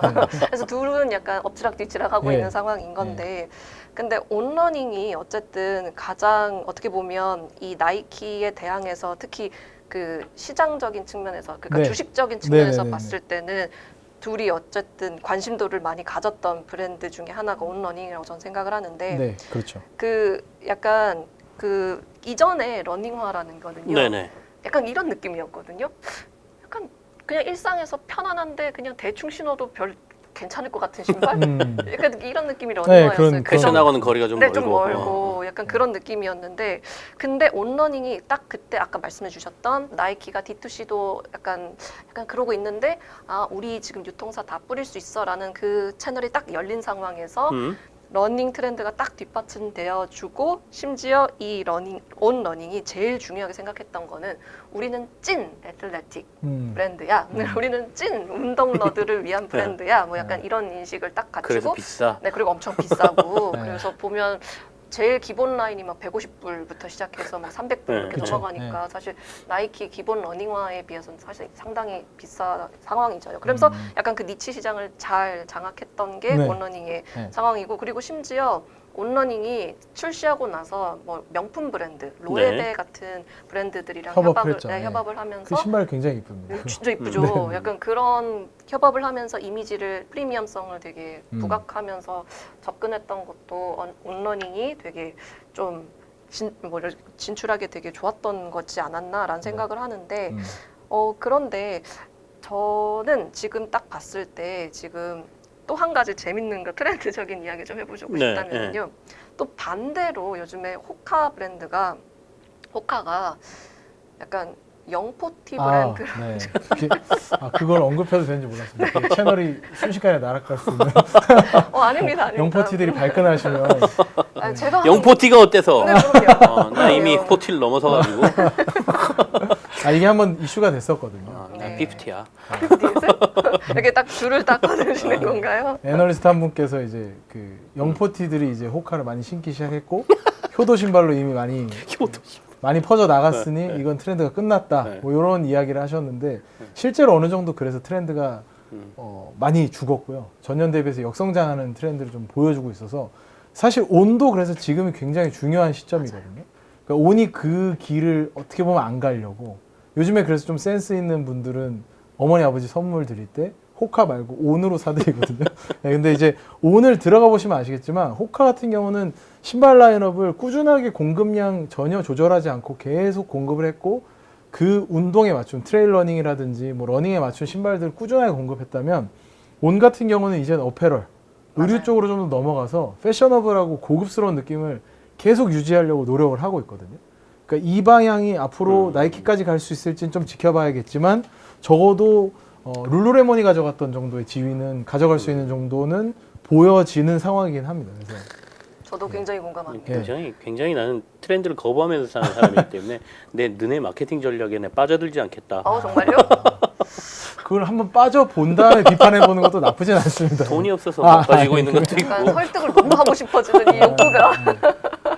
근데 이제 저도 뭐가 달라서인지를 많이 궁금해했었는데 저처럼 이제 러닝이 굉장히 느리신 분들이 한 번씩 이제 신발을 좋은 걸 신어 보면 네. 기록이 약간씩 당겨지고 러닝이 빨라져요? 네, 뭐 로봇도 아니고. 그 기분이 있습니다. 그러니까 왜냐하면 워낙 이렇게 탕탕 튕겨주기 때문에 이제 그런 느낌을 받기도 하기 때문에 뭐 근데 이제 단순하게 러닝을 기록을 잘해준다 이거는 나이키나 아디다스가 훨씬 잘하고요. 이제 운동 그 올림픽 같은 데서 신발 벗고 맨발로 뛰기를 해야 될 것 같아. 원초적으로 돌아가야죠. 실제로 나이키 신발 하나는 금지되어 있습니다. 그리고 약간 온러닝의 저는 또 다른 변수 중에 하나는 관세인 것 같다고 생각을 네, 해봤거든요. 음. 왜냐하면 이게 어쨌든 미국 기업이 아니잖아요. 네, 스위스 기업이요. 네, 스위스 기업이니까. 근데 얘가 어쨌든 시장 제일 많이 점유하고 있는 게 미국 시장일 텐데. 근데 미국 지금 그 트래프가 25% 될 거다 이런 이야기 하고 있는 상황에서 그럼 온 입장에서 뭐 원래 프리미엄 이미지를 가지고 있긴 하지만 그래도 이제 너무 높아지거든요. 네. 그럼 소비자 입장에서 안 그래도 고물가 상황인데 이걸 내가 지불할 수 있어? 라는 생각까지 할 수 있기 미국에서. 때문에 미국 입장에서 보자면 미국 소비자 입장에서 보자면 그런 지금 이중국을 전 안고 있다고 생각을 하고 있거든요. 그래서 온러닝이 어쨌든 뭐 이렇게 한국 시장뿐만 아니라 요즘 틱톡에서도 보면은 요즘 살짝 바이럴이 나오고 있는 게 보면 약간 어른들이 신는 거, 약간 좀 부유한 어른들이 신는 거, 애들이 안 신는 거, 약간 이런 이미지가 딱 들어갔고 그 다음에 동시에 관세 영향도 분명히 받아서 가격 방어도 해야 되는 상황에서 이 시장을 프리미엄으로 할 거냐 아니면은 어떻게 지금 시장 라인을 어떻게 선정하느냐에 따라서 정말 지금 나이키를 따라갈 수 있냐 없느냐가 결정이 될 수 있는 좀 약간 기로에 서 있는 브랜드라고 저는 생각을 했었거든요. 네. 그래서 아마 어페럴은 그 의류 그 신발보다는 좀 더 싸게 팔 수 있고 근데 이제 그것도 굉장히 고급으로 만들고 있어서 그런 부분들이 좀 더 어떻게 어필해 주느냐 그러니까 앞으로는 좀 지켜봐야 될 포인트여서 네. 러닝화 트렌드의 변화도 이게 그 주식을 하나만 들고 있을 수 없는 입장에서는 굉장히 피곤하기는 한데 이 변화가 굉장히 다양하게 일어나고 있다. 근데 아까 말씀드렸던 SNS로 인한 그 변화가 엄청나게 크거든요. 그러니까 저는 이제 저희 회사에서는 취향 소비라고 이거를 정의를 했는데 그게 뭐 팜마트의 라부부 같은 경우도 그렇고 너무 심했죠. 예, 그 오온이나 이런 브랜드들이 글로벌하게 마케팅을 강하게 하지 않아도 바이럴이 한번 나버리면 SNS에서 퍼져 나가면서 전 세계에서 수요가 일어나는 이제 이런 현상들이 발생하다 보니까 저희가 텐베거가 많이 나오기도 하고요. 네. 기업들이 10배의 주가 성장하는 거 쉽게 보기도 하는데 반대로 또 트렌드가 꺾이면 50% 70% 빠지는 경우도 많기 때문에 변동성 관리를 좀 잘 하려고 노력을 많이 하고 그러면은 있습니다. 그 변동성 관리 측면에서 이 브랜드 혹은 이 주식은 그러면은 PER 말고도 어떤 지표적으로 약간 좀 오래 갈 것 같다 트렌드가 아니면 좀 아니다 얘는 라부부 같이 바로 그냥 꼬그라질 것 같다 네네네. 뭐 혹시 이런 거를 예측할 수 있는 지표 가장 중요한 거는 그 산업의 1등 기업이 사이즈가 얼마나 되느냐거든요. 오. 네, 일단은 그걸 봐야 됩니다. 예를 들어서 팜마트 같은 경우도 저희가 볼 때 라부부의 시장 성장은 있는데 이 컨텐츠, 캐릭터 IP를 가지고 할 수 있는 궁극적인 비즈니스 모델이 뭘까를 보면 디즈니거든요. 근데 디즈니의 시가총액은 이제 한 300조 정도 되겠죠. 300조 정도, 200빌리언 정도 되니까 이제 그 정도에서 거의 모든 비즈니스 모델을 하고 있잖아요. 네. 컨텐츠도 만들고 굿즈도 만들고 엔터테인먼트도 할 뿐더러 그다음에 그 놀이공원까지 테마파크도 테마파크까지 네네. 하고 네. 있기 때문에 IP 하나 가지고 할 수 있는 멀티 소스를 다 하고 있는 회사고요. 그거를 지금 따라가고 있는 게 사실은 이미 시가총액은 넘어섰지만 넷플릭스도 이 방향으로 결국 가는 거잖아요. 넷플릭스도 지금 스트레인저 띵스 같은 거 가지고 테마파크 만들어서 하려고 하고 있고 오징어 게임에 나오는 것들도 게임으로 뭐 테마파크에다 만들어 놓으려고 하고 있으니까 이런 형태들처럼 1등이 어디냐. 그러니까 미국에서 에너지 드링크도 비슷했거든요. 에너지 드링크 미국에서 1등 하는 기업들은 레드불이랑 몬스터인데 몬스터가 사실 그 아시는 분들은 아시겠지만 작년까지만 해도 상장 이후로 엔비디아보다 주가 상승이 높았던 그랬어요? 예, 몬스터가 그러니까 역사적으로죠. 어. 그러니까 초기 상장 때 샀으면 더 많은 주가 상승이 있었던 기업이 정말요? 몬스터의 시가총액이 60, 70조가 넘어가니까요. 아쉽다. 예, 근데 이런 에너지 드링크가 어디까지 성장할 거냐를 1등 기업을 통해서 보고 그다음에 뭐 셀시우스 같은 기업들이 들어왔는데 이 브랜드는 어디까지 성장할 것이냐 볼 수 있을 거고 성장의 한계를 이제 거기서 본다는 거죠. 이거는 이제 그 가치 측정 측면에서 보는 거고 두 번째는 좀 정성적인 건데 소비자를 좀 파라미터를 가지고 있어야 됩니다. 그러니까 어떤 분은 무슨 물건이 나오면 첫 번째 사서 써보시는 분이 있을 수 있고요. 어떤 분은 한 세네 번째 정도에 사시는 분도 있어요. 재구매율이네요. 10명으로 나누면. 네. 그리고 뭐 한 7, 8번째 사는 분도 있고 저 사람이 사면 이제 트렌드는 꺾였네. 뭐 이런 것도 있을 수 있어요. 내가 사면 꺾인 거야. 나는 거의 안 사거든요. 최근에 그 트렌드를 꺾어주는 걸로 유명한 전현무? 게 전현무 아나운서신데 예. 그 러닝을 전현무 최근에 러닝 시작했잖아요. 예, 예. 예. 그래서 그런 그럼 끝나는 거예요? 뭐 걱정하시는 분들이 있더라고요. 네, 근데 그거는 이제 재미 요소일 수도 있는데 주변에 그런 파라미터들이 좀 중요한 것 같습니다. 근데 저희는 이제 주식 관점에서 봤을 때 한두 명이 좋아하는 거를 기업 가치를 산정해서 사기에는 쉽지 않거든요. 그러면 한두 명이나 한 세네 명 정도까지 왔을 때 이게 앞으로 5, 6명이 더 살 거냐. 나머지 사람들이 살 만큼 매스마켓으로 성장성이 있느냐. 온이 딱 그 상태인 거죠. 지금 한 세네 번 제가 느끼기에는 세네 번째까지는 온 것 같은데 여기서 매스로 가면서 우리 이제 그 김치영 앵커님께서 네네. 사실 것인지 안 파라미터로 산다니까. 되게 괜찮은 옆에 예, 예. 오늘 절대 안 사. 소스인데요. 진짜 절대 안 사. 아. 살 마음이 그러면- 1도 없어. 그럼 영원히 트렌드가 되는 거예요? 아니 내가 트렌드를 따라가야 할 이유가 없잖아. 그러면 왜 얘는 트렌드를 이제 따라 살아야 어떻게 돼? 보면 세네 번째에서 멈추는 거죠. 지난번에 얘기했지만 MBTI도 안 하는 사람이잖아요. 한번 해보세요. 사람들이 하라고 얘기하는데 나 궁금해요. 할 이유를 못 느끼겠어. 근데 8, 9번째 그러니까 그 말씀하시는 거 네. 들어보면 10번째신 건데 난 10번째 될 것 열 같아. 번째- 9번째로 하죠. 10번째는 좀 심한 것 같으니까. 네, 보통 이제 9번째 분이 사셨을 때까지 주식을 들고 있으면 트렌드는 끝났거든요. 그죠. 그때 망한 그러니까 거지. 한 세네 번째 나는 분이- 매대에 올라왔을 때 사는 사람이야. 그러니까 다 이렇게 망하고 막 해가지고 자 이제 정리합니다. 그러면 이 가격이 괜찮네. 그래서 이제 그때 사는 사람이에요. 예. 굉장히 정성적일 수 있지만 세네 번째 정도의 분이 그 살 때 주식을 사서 7, 8째 분 정도가 살 때 주식을 팔면 보통 이제 그 상승을 취할 수 있는 거니까 주변에 그런 파라미터들을 좀 어느 정도 가지고 있는 건 나쁘지 않습니다. 예. 오늘 너무 재밌었습니다. 와. 자판기라니까요. 그러네요. 그러면 정말 이렇게 마무리하면 되는 건가요? 아니, 근데 아니. 오늘 이렇게 귀한 걸음 해주셔서 아닙니다. 정말 진심으로 네. 감사합니다. 그래도 와. 정리할 수 있는 시간을 네, 줘야지 오늘 우리가 나와서 뭐 전반적으로 어떤 소감이라도. 네. 뭐 일단 제가 그 주가 설명에 대한 부담을 좀 내려놓고 트렌드에 대해서 얘기를 할 수 있어서 좀 더 자유로워서 좋았던 것 같고요. 저희 회사 유튜브 채널에서도 항상 이렇게 저희 운용 보고 영상을 찍거든요. 근데 영상을 찍을 때는 항상 우리 수익률이 달려 있으니까 제 정말요? 네, 그러니까 수익률이 뭐 어디에 자막으로 박혀 있는 건 아닌데 그러니까 그래요? 의무적으로 네. 자산운용사가 내놓는 상품에 대해서는 네. 분기마다 투자하시는 분들한테 보고서를 써서 보내게 돼 있거든요. 근데 근데 그걸 영상으로 만들어서도 영상 보고서를 영상 하는 보고서도 거예요. 그러니까 이게 그렇죠. 사실은 이제 네. 운용 보고서는 말씀하신 것처럼 공모 펀드는 분기마다 나가게 돼 있고요.